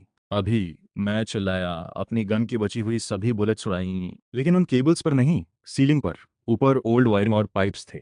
बुलेट्स ने हिट किया, वहां इलेक्ट्रिकल स्पार्क्स और स्टीम का एक्सप्लोजन हुआ। एक पल में पूरा कंट्रोल रूम स्मोक और ब्लाइंडिंग इलेक्ट्रिक फ्लैशेस से भर गया। उन मेटल केबल्स की विजन एक पल के लिए ब्लॉक हुई। बस यही प्रेशियस सेकंड काफी था। शवेंजुन उस प्लेटफॉर्म के नीचे पहुंच गई। उन्होंने बॉम्ब का ट्रिगर प्रेस किया, पूरी ताकत से उसे उस जायंट पर्पल स्फीयर की तरफ फेंका। नीचे उन्होंने लास्ट में एक पल को चलाया, और फिर एक अवेकन मेटल केबल ने उन्हें हवा में उड़ा दिया। नहीं, मेरी आंखें फटी। मैंने हेल्पलेसली देखा। उनका बॉडी एक लीफ की तरह फार वॉल से जा टकराया, फिर स्लोली नीचे गिरा, और वो सिल्वर बॉम्ब हवा में एक डेस्परेट आर्क बनाता हुआ जा रहा था। टाइम जैसे फ्रीज हो गया। 1 सेकंड, 2 सेकंड, 3 सेकंड, बूम। एक एयर ड्रम स्प्लिटिंग एक्सप्लोजन। पूरी दुनिया मेरे सामने ब्लाइंडिंग वाइट हो गई। टेरिफाइंग शॉकवेव ने पूरे कंट्रोल रूम को स्वीप किया। मुझे लगा जैसे एक स्पीडिंग ट्रेन ने सामने से हिट किया। बॉडी उड़ा, फ्लोर पर जा गिरा। पेन और शोर में मेरी कॉन्शियसनेस तेजी से जाने लगी। होश खोने से पहले एक पल को लगा वो जायंट पर्पल स्फीयर एक्सप्लोड नहीं हुई, बस उसकी सरफेस पर एक जैगेड क्रैक आई। उस क्रैक से एक एनर्जी निकलने लगी, अब इससे भी ज्यादा डार्क, यूनिवर्स से भी ज्यादा प्योर, पर्पल ब्लैक। पूरी दुनिया का लास्ट सीन था वो स्क्रीन पर भरी हुई जायंट आई। उसके प्यूपिल में एक ह्यूमन लाइक मॉकिंग स्माइल फ्लैश हुई, फिर सब कुछ डार्क। मुझे नहीं पता कितनी देर बेहोश रहा, 1 मिनट या 1 सेंचुरी। एक शार्प रिंगिंग और इंटेंस पेन में कॉन्शियसनेस वापस खींची गई। मैं जागा। पूरी दुनिया हिल रही थी, सिर जैसे किसी ने हैमर से मारा हो। ईयर्स में हाई फ्रीक्वेंसी रिंगिंग, आंखों में सब कुछ कैओटिकली जंप कर रहा था। ब्लड का टेस्ट आया, सॉल्टी, मेटालिक। फोरहेड से बहता हुआ आंखें ढक रहा था। हाथ उठाकर साफ करना चाहा, लेकिन आर्म्स जैसे लीड के हों। हर टाइनी मूवमेंट में पूरा बॉडी खिंचता था। Searing pain. जमीन पर हाथ टिकाकर उठने की कोशिश की, कई बार फेल हुआ। आखिरकार एक उल्टे मेटल प्लेट का सपोर्ट लेकर ऊपरी बॉडी उठाया। धीरे धीरे विजन क्लियर हुई, और जो दिखा, हेल। फिर से यही वर्ड दिमाग में आया। पूरा कंट्रोल रूम कंप्लीटली रुइंस था। हमारा कवर कंसोल शॉकवेव ने पीसेस में उड़ा दिया था। सीलिंग से वो grotesque metal cables dead serpents की तरह लटक रहे थे। ब्रोकन एंड से डेंजरस स्पार्क्स निकल रहे थे। वॉल्स के सारे जायंट स्क्रीन्स टूटे, डार्क। हवा में पंजेंट गन पाउडर की स्मेल और कुछ जले हुई smell. High energy compound bomb का फोर्स मेरी इमेजिनेशन से कहीं ज्यादा था। यहाँ की ऑलमोस्ट सब कुछ डिस्ट्रॉय हो गई थी। मेरी नज़र स्मोक के पार उस रेस्ड प्लेटफॉर्म पर गई। प्लेटफॉर्म अभी भी था, और उस पर वो जायंट इरेगुलर पर्पल स्फीयर भी स्टिल फ्लोटिंग। सरफेस पर एक जैगेड अगली क्रैक थी, लेकिन डिस्ट्रॉयड नहीं, जैसे वो पेंडोरास बॉक्स खुल गई हो और उसके अंदर की डिजास्टर रिलीज हो गई हो, लेकिन बॉक्स खुद वापस डेड हो गई हो। मेरा दिल एक झटके से डूबा। शाओवेन जिम अचानक याद आया। वो उस पल से पहले मेटल केबल ने जिसे उड़ाया था। मैं पागलों की तरह रुइंस में उनको ढूंढने लगा। शाओवेन जिम, मैंने हौस आवाज में पुकारा। आवाज उस क्वाइट डेड कंट्रोल रूम में बहुत वीक लगी। कोई जवाब नहीं, सिर्फ मेरी एको थी। कोल्ड मेटल वॉल्स पर बाउंस कर रही थी। फियर जैसे एक कोल्ड हैंड ने दिल दबोचा। मिशन पूरा करने के लिए वो मर गई? नहीं, मैं बिलीव नहीं कर सकता था। पूरे बॉडी में पेन को इग्नोर करके हाथ पांव से रुइंस में रेंगने लगा। एक एक हैवी मेटल पीस हटाता गया। हाथ शार्प एजेस से कट होते गए। ब्लड आया, लेकिन पेन फील नहीं हुआ। एक ही थॉट था, ढूंढना है, जिंदा या मरा ढूंढना है। आखिरकार गिरे हुए सर्वर कैबिनेट्स के पीछे मिली। चुपचाप लेटी थी, डस्ट और डेब्री से ढकी। चेहरा पेपर वाइट, कोई कलर नहीं। होंठ के कोने पर ब्लड। कॉम्बैट सूट कई जगह से फटा था। ब्लड ने कपड़ा भिगो दिया था। बॉडी बिल्कुल स्टिल था, जैसे सांस ही नहीं। मेरा ब्रेन एक पल के लिए ब्लैंक। टाइम उसे फ्रीज हो गया। कांपते हाथ उनकी नोज के पास ले गया। कोल्ड, बिल्कुल कोल्ड। मेरी दुनिया एक पल में कोलैप्स होने लगी। लेकिन ठीक जब डेस्परेशन निकलने वाली थी, मेरी फिंगरटिप्स ने एक बेहद weak, almost imperceptible air flow catch किया। एक्सट्रीमली वीक, लेकिन रियल। वो जिंदा थी, सांस आ रही थी। वो जॉय जैसे बर्स्ट हुई फ्लड की तरह। सारी डेस्परेशन और पेन एक पल में बह गई। बेहद केयरफुली उनके ऊपर से डेब्री हटाए, रुइन से उठाया। बॉडी बहुत लाइट था और बहुत कोल्ड। कान उनकी चेस्ट से लगाया, सुना एक फेंट लेकिन इनक्रेडिबली स्टबर्न हार्ट बीट, एक एक बीट, जैसे कोई डाइंग बटरफ्लाई अपने विंग्स को आखिरी बार फड़फड़ा रही हो। इंजरीज चेक की, बहुत सीरियस थी। लेफ्ट आर्म अननेचुरल एंगल पर था, क्लियरली फ्रैक्चर्ड। बैक पर एक बड़ा ब्रूज था, वायलेंट इम्पैक्ट था। इंटरनल ऑर्गन्स डैमेज हो सकते थे। सबसे क्रिटिकल था फोरहेड का वुंड, डीप बोन तक क्रैक, ब्लड अभी भी बह रहा था। तुरंत बैंडेज करना था। मैंने अपनी क्लीन स्लीव फाड़ी, जोर से वुंड पर प्रेस किया, लेकिन ब्लड ने जल्दी उसे भी भिगो दिया। ऐसे ही रहे तो ब्लड लॉस से उनका चेहरा ब्लड लॉस से और पेल होता जा रहा था। मेरा दिल जैसे नाइफ से कटा। तभी मेरे चेस्ट पर मेंटर लिन हैडोंग का कस्टम्स बैज फिर से एक फेंट वार्म एनर्जी एमिट करने लगा। मैंने जैसे ऑटोमेटिकली उसे उतारा, जेंटली शाह वेंजुन के फॉरहेड के वोंड पर रखा। एक मिरेकल हुआ। वो कोल्ड मेटल बैज जैसे ही वुंड को टच किया, एक सॉफ्ट गोल्डन लाइट एमिट करने लगा। वो लाइट जैसे जिंदा हो वुंड को कवर करने लगी। जो ब्लड बह रहा था वो विजिबल स्पीड से स्लो होने लगा। वुंड के आसपास की स्किन स्लोली स्लोली हील होने लगी। मैं स्टन्ड था। ये इम्पॉसिबल था, लेकिन मेरी आंखों के सामने था। ये क्या है? ये बैज स्पिरिचुअल अटैक ब्लॉक करता था, ब्लड रोकता था, वुंड्स हील करता था। मेंटर, आपने मुझे कैसा सीक्रेट दे दिया जो मैं समझ भी नहीं सकता। मुझे डीप डाइव करने का टाइम नहीं था, बस इतना जानता था कि शावेंजुन अभी इमीडिएट डेंजर में नहीं थी। मैंने एक लॉन्ग ब्रेथ ली। एग्जॉशन की एक वेव आई। वॉल का सपोर्ट लिया, जोर से सांसें लेने लगा। और तभी मेरी साइड आई ने कंट्रोल रूम के दूसरी तरफ कुछ देखा। वो रिसर्चर्स की स्केलेटन्स जो 10 साल से डेड थीं, वो हिल रही थीं। वो हेलुसिनेशन नहीं था, मैंने क्लियरली देखा। उस रेज्ड प्लेटफॉर्म के चारों तरफ बिखरी दर्जनों वाइट बोन्स। वो एक एक्सट्रीमली स्लो, एक्सट्रीमली बिजार तरीके से स्लाइटली ट्रेम्बलिंग थी, जैसे कोई इनविजिबल फोर्स उन्हें डेथ की स्लीप से जगा रही हो। मेरा ब्लड एक पल में फ्रीज हो गया। एक चिल जो मेटल टेंटिकल से भी ज्यादा स्ट्रांग थी, फीट से हेड तक चढ़ गई। मैंने ऑटोमेटिकली शाओ वेंजिन को पीछे प्रोटेक्ट किया, गन उठाई, उन ट्रेम्बलिंग स्केलेटन्स पर एम किया, लेकिन मेरे हाथ बेकाबू कांप रहे थे। मैं देख रहा था वो dry dark brown blood stains जो इतने साल से वहां थे, उस मोमेंट में फिर से अलाइव हो गए, जैसे tiny purple black poisonous snacks. Floor पर फ्रॉम क्रॉल किया और उन स्केलेटन्स के अंदर वापस घुस गए। वो गॉड सीक्रेट मेडिसिन की क्रैक से निकली ऑमिनस एनर्जी थी। वो खत्म नहीं हुई थी। उसने नए होस्ट ढूंढ लिए। क्रैक क्रैक क्रैक, एक टीथ ग्रेटिंग साउंड, बोन्स रगड़ने की। कंट्रोल रूम में वो आवाज़ साइलेंस को चीरती थी। जमीन पर पड़ी स्केलेटन्स की बोन्स फोर्सफुली रीअसेंबल होने लगी। वो स्लोली उठने लगे। नहीं, वो स्टैंडिंग नहीं कर रहे थे। उनकी बॉडीज को उस पर्पल ब्लैक एनर्जी ने एक कंप्लीटली अननेचुरल ट्विस्टेड पोस्चर में फोर्स से सपोर्ट किया था, ह्यूमन एनाटॉमी के विरुद्ध। और फिर उनके बॉडीज पर कुछ उगने लगा। पर्पल लाइट में चमकते सेमी ट्रांसपेरेंट क्रिस्टल्स, जैसे कोई ग्रीडी पैरासाइट बोन गैप से बाहर निकल रहा हो। उन क्रिस्टल्स ने उनकी बोन्स को खाना शुरू किया। खून और बचे खुचे कपड़ों को खाते हुए वो एक डरावनी रफ्तार से फैलने लगे।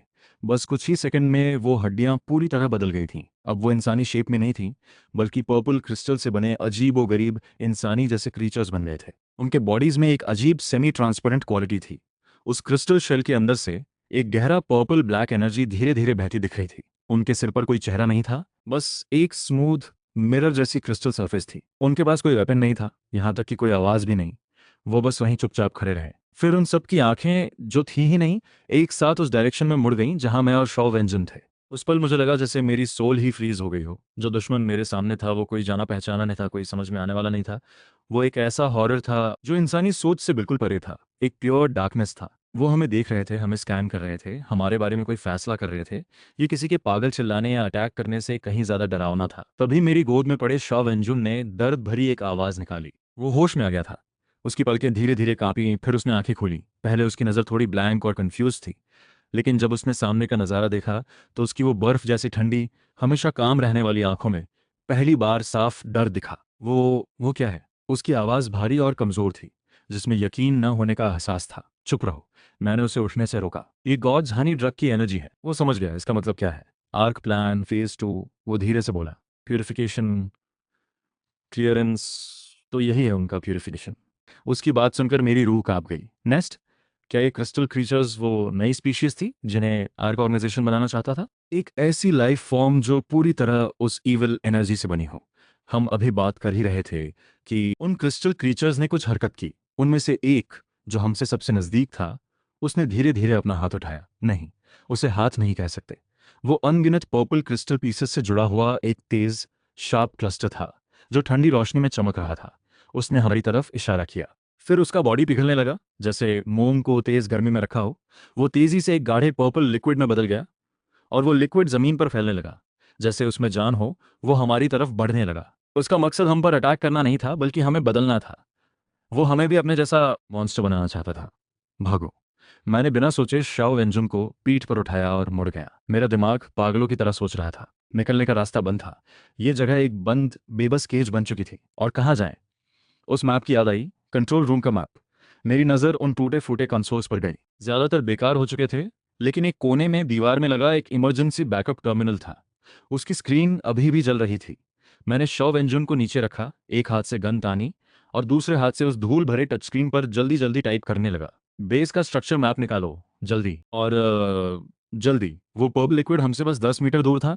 मैं उसकी उस मीठी सड़ी हुई स्मेल तक महसूस कर सकता था। आखिरकार स्क्रीन पर बेस का 3D स्ट्रक्चर मैप आ गया। ये मेरी सोच से भी ज्यादा कॉम्प्लेक्स था। कंट्रोल रूम के नीचे 5 और बड़े बड़े एक्सपेरिमेंटल जोन्स थे। Energy zone, ecological simulation zone, gene editing zone, music break by platform ID, song interlude. आगे जाके समझोगे। लियू शान ने सिर हिलाया, फिर मना भी किया। लेकिन मैं चाहता हूं कि आगे तुम्हें कभी समझना ही न पड़े। शिन किजी ने माथे पर बल डाले, सिर हिलाया, और भी नहीं समझा। तो छोड़ो इस बात को। लियू शान ने फिर से शिन किजी को उठाया और हंसते हुए बोला, ये बच्चा तो जूशी से कहीं ज्यादा प्यारा है। तुमने कहा था युद्ध में जाकर देश की रक्षा करना चाहते हो, तो बताओ जीत कैसे मिलती है? पिताजी कहते हैं मार्शल की बात मानो तो जीत मिलती है, शिन कीजी ने साफ आवाज में कहा। यह बात बिल्कुल सही है। पेंग जू की बात मानो तो जीत पक्की है। लियू शान ने ली चिंगझाओ की तरफ देखा, आंखों में उम्मीद भरी थी। तो मैं सोच रहा था इसे पैलेस में रखकर इसे सैन्य स्ट्रैटेजी सिखाई जाए। तुम्हें कैसा लगता है? ली चिंगझाओ ने सिर हिलाया, मुस्कुराते हुए बोली, आप तो हमेशा पर्सनली युद्ध में जाने के खिलाफ रहते थे। अब आपको युद्ध की इतनी समझ कहाँ से आ गई? मुझे कहाँ आती है, लेकिन मैं किसी और से सिखवा सकता हूँ ना। लियू शान बड़े कॉन्फिडेंट अंदाज में बोला। पेंग जू जब वापस आएंगे तो वो खुद शिन किजी को मिलिट्री स्ट्रेटजी सिखाएंगे। इससे अच्छा क्या होगा? ये शायद ठीक नहीं होगा। ली चिंगझाओ ने मौका देखकर शिन किजी को वापस अपनी गोद में लिया और समझाते हुए बोली, मार्शल के वापस आने के बाद भी दरबार के काम होंगे। वो रोज थोड़े ही पैलेस आ पाएंगे। और फिर शिन कीजी अभी छोटा है, बॉडी ग्रो हो रही है। बहुत जल्दी मार्शल आर्ट्स शुरू करने से हड्डियों को नुकसान हो सकता है। आप भी नहीं चाहेंगे कि आपकी प्रिंसेस की शादी किसी छोटे कद के इंसान से हो, है ना? लियू शान के दिमाग में साउथ साओ की हाइट और पिता के बताए सन क्वान के बारे में बातें घूम गई। दोनों ही खास लंबे नहीं थे। उसने तुरंत सिर हिलाया। नहीं चाहता कि इसकी हड्डियां जल्दी ट्रेनिंग से खराब हों। लेकिन आप कैसे कह सकती हैं कि जल्दी शुरू करने से नुकसान होता है? कई जनरल्स तो बचपन से ही ट्रेनिंग करते हैं ना। वो सब किताबों में लिखा हुआ है। ली चिंगजाओ ने हल्के से मुस्कुराकर कहा, मैंने पुरानी किताबों में पढ़ा है। देखो, यूए मार्शल ने भी युवावस्था में ही ट्रेनिंग शुरू की थी, और आज वो कितने हैंडसम और स्ट्रांग हैं। बेशक, आपके बाद शिनकीजी को अपने पास रखने के लिए ली चिंगजाओ बेमन से यह तारीफ कर रही थी। पहली बात तो पक्की नहीं, लेकिन दूसरी बात बिल्कुल सही है।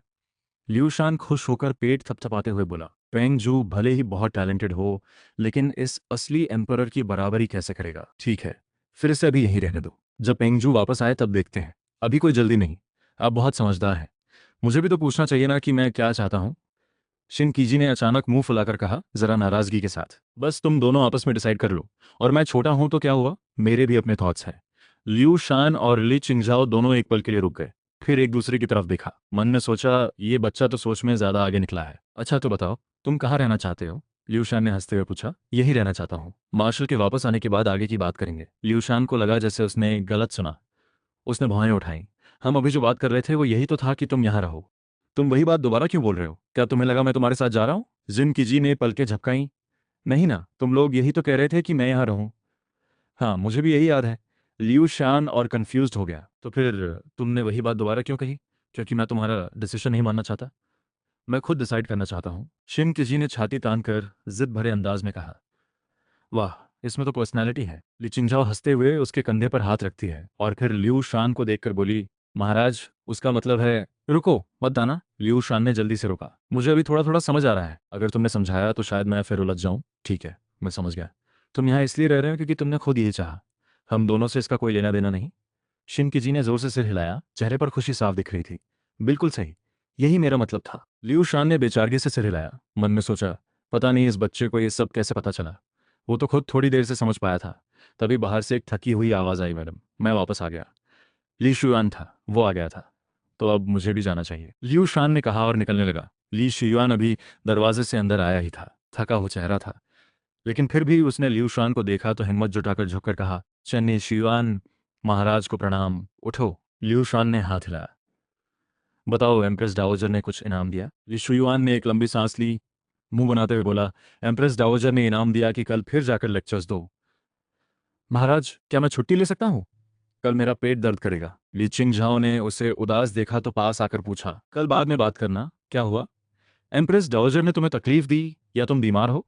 एम्प्रेस डाओजर ने तकलीफ नहीं दी, बल्कि वो बहुत ज्यादा फ्रेंडली थी, और यही प्रॉब्लम है। ली शियुआन ने थके हुए अंदाज में अपना दुखड़ा सुनाना शुरू किया। एक वाजरा के डिक्स स्ट्रा पढ़ा तो एम्प्रेस डाओजर ने कई सवाल किए। हार्ट स्ट्रा पढ़ा, फिर कई सवाल। लोटस स्ट्रा, किचिलक स्ट्रा, सब में यही हुआ। एम्प्रेस डाओजर, एक सवाल पूछने में बस एक लाइन लेती हैं, लेकिन मेरा जवाब देने में कम से कम कई 100 वर्ड्स लग जाते हैं। मुझे सीरियसली लग रहा है कि एम्प्रेस डाओजर उत्तर में बहुत दिनों से घुटी हुई थी। उसने पूरा हाल बताया और आगे कहा, महाराज, सच कहूं तो पिताजी का मकसद मैं समझता हूं। वो चाहते हैं कि मैं बुद्धिज्म छोड़कर गवर्नमेंट सर्विस में लगूं और देश के काम आऊं। मैं ये बात समझता भी हूं, लेकिन बुद्धिज्म से एक अलग ही जुड़ाव था। अब एम्प्रेस डाओजर से इतना बोलने के बाद वो जुड़ाव काफी कम हो गया है। अगर कुछ दिन और गया तो शायद मोहब्बत की जगह नफरत आ जाए। लियू शान ने सिंपैथी के साथ जबरदस्ती हंसा और उसके कंधे पर हाथ रखा। ये तो सबके साथ होता है, लेकिन अगर तुम नहीं जाओगे तो और कौन जाएगा? मुझे तो नहीं भेज सकते, तुम ही कुछ कष्ट उठाओ। वैसे तुम अपने साथ बड़े मॉन्क्स और टाओइस्ट्स को भी ले जा सकते हो। एम्प्रेस डाओजर के पास एक ही मुंह है, तुम सबसे कैसे जीतेंगी? जाओ, मुझे तुम पर पूरा भरोसा है। लियू शान ने ली शुयुआन को आगे बोलने का मौका दिए बिना ऊंची आवाज में कहा, जोंगशन, देर हो रही है, चलते हैं। जी महाराज। महाराज, महाराज, महाराज, महाराज, ये शियुआन बार बार पुकारता रहा, लेकिन लियू शान ने सुना ही नहीं और तेज कदमों से बाहर चले गए। ली चिंगझाओ ने ली शियुआन का बेचारा सा चेहरा देखा और हंसने लगी। चिल्लाना बंद करो, महाराज तुम्हें नहीं सुनेंगे। फिर उसने भी लियू शान की तरह ली शियुआन के सिर पर हाथ रखा। हाथ अच्छा लगा, अगर गर्मी होती तो और अच्छा लगता। शिनकी जी, तुम भी ट्राई करो। ली शियुआन ने झुंझलाते हुए सिर हिलाया और पूछा, आज महाराज किस लिए आए थे? ली चिंगझाओ एक पल के लिए रुकी, फिर याद किया। आज महाराज ने कोई जरूरी काम नहीं किया, बस शिनकी जी से काफी देर बातें करते रहे। उसके मन में अजीब सी जलन उठी। क्या शिनकी जी मेरे से ज्यादा इंपॉर्टेंट हो गया महाराज के लिए? उसने हल्के से खांसा और शांत आवाज में बोली, बस कुछ राज्य के काम थे। सुनना है क्या? नहीं नहीं नहीं, बिल्कुल नहीं। लिशुयुआन ने सिर इतनी तेज हिलाया जैसे कोई खिलौना हो। चेहरे पर थकान साफ थी। आज न बोलना है न सुनना है, कान दर्द कर रहे हैं। चैप्टर 314, वानियन लियांग की अजीब हॉबी। जिन किंगडम का माहौल बेहद भारी हो चुका था। वजह बिल्कुल साफ थी, हार पर हार, जमीन पर जमीन जाती रही। ऐसे में कोई भी चैन से नहीं रह सकता था। लियाओ यांग में फोर्थ प्रिंस वानियन जोंगबी यानी जिन वुजू को एक बार फिर इमरजेंसी में कमांड सौंपी गई थी। वो सोंग आर्मी के पॉसिबल नॉर्दर्न अटैक की डिफेंस की तैयारी में लगा था। हान जांग, सोंग आर्मी की करंट सिचुएशन बताओ। जिन वुजू ने माथे पर हाथ रखा, चेहरा गंभीर था। इतनी हारों के बाद उसने सच्चाई मानी थी। वो साउथ के सोंग जनरल्स का मुकाबला नहीं कर सकता। यूएफए और हान शिजोंग तो दूर, उनके नीचे के जनरल्स जैसे जांग शेन और यूए यून को हराने की भी गारंटी नहीं थी। और वेस्टर्न फ्रंट पर भी यूएफए जैसे कई और केपेबल जनरल्स थे, लेकिन उसके पास कोई ऑप्शन नहीं था। यूएफए की नज़र में वो कुछ नहीं था, लेकिन पूरे जिन किंगडम में बस वही था जो थोड़ा भी यूएफए का ध्यान खींच सकता था। बाकी किसी को तो यूएफए देखता भी। हाय, यांगजे रिवर से खदेड़े जाते जाते ग्रेट वॉल तक पहुंच गए। ये फीलिंग बहुत बुरी है। हान जंग ने जवाब दिया, मार्शल, यूएफए और हान शिजों की कंबाइंड आर्मी अभी ठंड और सप्लाई की दिक्कत की वजह से रुकी हुई है, वापस जाने की तैयारी में है। मार्शल हिम्मत न हारे, अगले साल जब मौसम ठीक हो और घोड़े तैयार हों तब ओपन ग्राउंड पर उनसे लड़ेंगे। उनके पास घोड़े कम है, बस एक मिस्टेक करें तो सॉन्ग आर्मी को हराना इम्पॉसिबल नहीं। जिम मुजू ने हल्के से खांसा, आवाज में बेबसी थी। आसान बात करते हो, घोड़े कम है तो क्या क्या फर्क पड़ता है 2 साल पहले से ज्यादा? उसने कहा। उस वक्त आयरन कैवलरी और ग्वाइजी मास सबसे पावरफुल थे, सॉन्ग आर्मी को बुरी तरह हराते थे।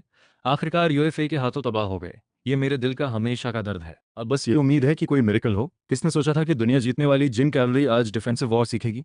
सबकी नजरें उस पर पड़ी तो उसने हाथ हिलाया। ठीक है, आगे बोलो, वेस्टर्न फ्रंट का हाल भी बताओ। हान जांग ने जारी रखा, वुलिन, लिu यी और ली शंजू की सॉन्ग आर्मी भी ठंड और सप्लाई की वजह से रुकी हुई है, लेकिन हमारी जिन आर्मी अब शांसी तक सिमट कर रह गई है।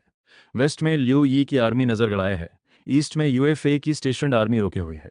कहीं जाने की जगह नहीं। हान जांग ने सीधे नहीं कहा, लेकिन सब समझ रहे थे। भले ही सॉन्ग आर्मी सर्दियों की वजह से अभी रुकी है, अगले साल स्प्रिंग आते ही शांति लेना और ईस्ट वेस्ट फ्रंट्स मिलाना उनके लिए आसान खेल होगा। हाय, याद है जब हम फोर्थ प्रिंस के साथ हर जगह सॉन्ग आर्मी को ढूंढ ढूंढ कर मारते थे? सॉन्ग लोग हमें देखकर भागते थे। कितना दबा था। एक बुजुर्ग जनरल ने अफसोस जताया, 20 साल में सब पलट गया। ये गिरावट बहुत तकलीफ देह है। जिन वुजू के मन में भी यही था, लेकिन उसने खुद को जल्दी संभाला। जो बीत गया, अब सोचो कि अगले साल यूएफए के अटैक को कैसे रोकेंगे। बताओ तुम्हारे पास क्या आइडियाज़ हैं। यूएफए जल्द से जल्द अगले साल आएगा, उसे कैसे रोकें। वो उठा और धीरे धीरे उन जनरल्स पर नजर डालने लगा जो उसी की तरह बार बार हार चुके थे। मन में सोचा, पता नहीं ये सॉन्ग आर्मी से डर गए हैं या नहीं। मार्शल, क्यों ना हम अभी अटैक करें, एक जनरल ने अचानक प्रपोज किया। आंखों में जल्दबाजी थी। हाँ, हम हारते जरूर रहे, लेकिन इससे यूएफए को लगेगा कि हम बस छुप के बैठते हैं, तो क्यों ना उसके वापस जाते वक्त सरप्राइज अटैक करें। ये सुनकर जिन वजू ही नहीं, हान जांग भी बर्दाश्त न कर सका। उसने माथे पर बल डाले। अलाई जनरल, आपको लगता है यूएफए केयरलेस हो जाएगा? यूएफए जैसा जनरल अगर घमंडी होता तो कब का आसमान छू चुका होता। मेरे ख्याल से पीछे हटना ही सही है। ये लियांग भी सेफ नहीं लगती। समुद्र से 50 ली के अंदर कहीं भी सेफ नहीं। सब उस आवाज की तरफ मुड़े। ये था गेतियन दाओंग वानियन सैली, जो समुद्र से भाग कर आया था। लुयो और वेंजन से पिटने के बाद से यह हमेशा ऐसी बातें करता था और समुद्र से दूर ही रहता था। तू तो सॉन्ग आर्मी से डर के सिकुड़ गया है, जिन वुजू ने नाराजगी से कहा। देख मुझे, मैं कितनी बार हारा, फिर भी लड़ने का हौसला है। 50 ली क्यों नहीं सॉली कह देता। जा, घर जाकर अपनी बीवी के पास सो जा। वनियन सैली अंदर से बहुत गुस्से में था, लेकिन बोल नहीं सकता था। मैं भी चाहता हूँ, लेकिन एम्परर का हुक्म है तो क्या करूँ। वैसे मैं जिंदगी में दोबारा समुद्र के पास नहीं जाऊंगा। मार्शल, लियाओयांग की डिफेंस मजबूत करो और यहीं टिके रहो। हान जांग ने जल्दी से सपोर्ट किया। ये बात हॉल में ज्यादातर जनरल्स के दिल की थी। अगले साल बड़ी लड़ाई होगी, जीत नहीं सकते, भागना शर्म की बात है। तो लियाओयांग को इतना मजबूत बनाओ कि दुश्मन घुस न सके। कम से कम कुछ वक्त तो टिक सकते हैं। जिन कैवलरी हमेशा तेज और फियर्स रही है, लेकिन अगर सब रिसोर्सेज डिफेंस में लगाए तो क्या यूएफए विंटर में ही अटैक कर देगा। एक जूनियर जनरल ने हिचकते हुए कहा। उसका मतलब था कि पीछे हटना बस एक ब्लफ हो सकता है, और असल में वो सर्दियों में भी अटैक कर सकते हैं। सब उस जनरल की तरफ देखने लगे।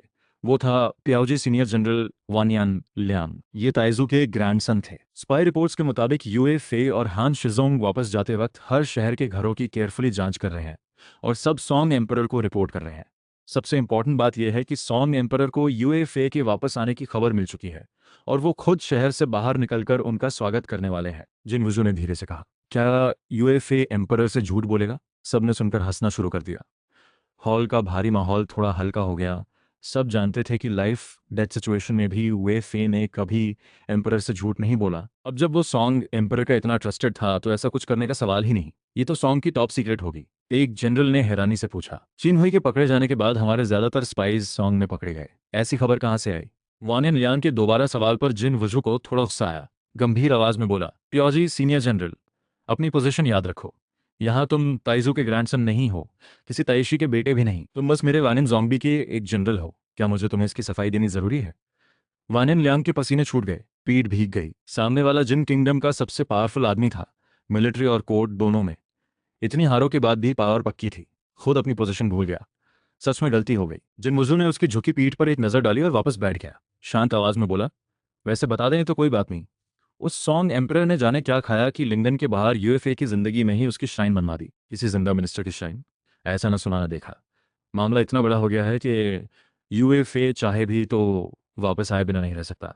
ये प्रैक्टिकल रीजन है। एक और रीजन था जो जिन वुजू ने नहीं बताया, क्योंकि बहुत शर्म की बात थी। उसकी पहली रिएक्शन भी वानियन लियांग जैसी ही थी कि यूएफए दिखाने को वापस जा रहा है, असल में सरप्राइज अटैक करेगा। लेकिन पुरानी बातें याद की। जब भी उसने सोचा यूएफए ऐसा करेगा, यूएफए ने ठीक उल्टा किया। एक बार भी सही नहीं पड़ा। तो मैंने सोचा, चलो अपनी इंस्टिंक्ट के उल्टा सोचता हूँ। मैं मानता हूँ कि तुम अटैक नहीं करोगे। देखते हैं इस बार सही निकलता है कि नहीं। मार्शल, एक बात कहनी है। कहूँ या नहीं? वानियन लियांग ने फिर माउथ खोला। लगे तो कहो, न लगे तो रहने दो। जिन वुजू का इस पियाजी सीनियर जनरल के साथ कोई खास लगाव नहीं था। पूरे जिन कोर्ट को पता था कि वानियन लियांग बड़ी महत्वाकांक्षाएं रखता था, बस दबाए हुए था। वानियन लियांग की आंखों में एक पल के लिए नफरत चमकी, मन में गाली दी। मैं अच्छे से देश के बारे में सोच रहा हूँ और तू मेरे साथ ऐसे पेश आ रहा है। अगर कभी मैं एम्परर बना तो सबसे पहले तुझे हटाऊंगा, जेल में डालूंगा, जिंदगी भर बाहर नहीं आने दूंगा। मन में जिन वुजू को पूरी तरह बर्बाद करने के बाद वानियान का चेहरा और भी रिस्पेक्टफुल हो गया। उसने झुककर कहा, मार्शल, मेरे ख्याल में लिंगन ने कुछ अफवाहें फैलानी चाहिए कि यूएफए के पास बड़ी आर्मी है और वो रेबेल करने की सोच रहा है। इससे सॉन्ग एम्परर और यूएफए के बीच दूरी आ जाएगी। अगर वो आपस में ट्रस्ट तोड़ें तो हमारे लिए मौका है। आप सबका क्या ख्याल है? जिन वुजू ने कोई राय नहीं दी, बाकी जनरल्स की तरफ देखा। हन जांग ने सिर हिलाया। जरूरत नहीं। पता नहीं उस सॉन्ग एम्परर को क्या हुआ, यूएफए पर ब्लाइंडली ट्रस्ट करता है। अफवाहें फैलाओ तो भी कोई फर्क नहीं पड़ेगा।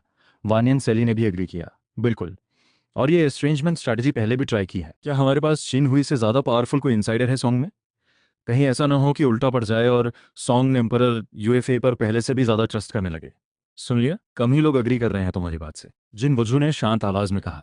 हम जुर्चन हैं, घोड़े पर बैठकर दिया जीतते हैं। इस तरह के स्कीम्स और ट्रिक्स हमें नहीं शोभते। ये आइडिया छोड़ो।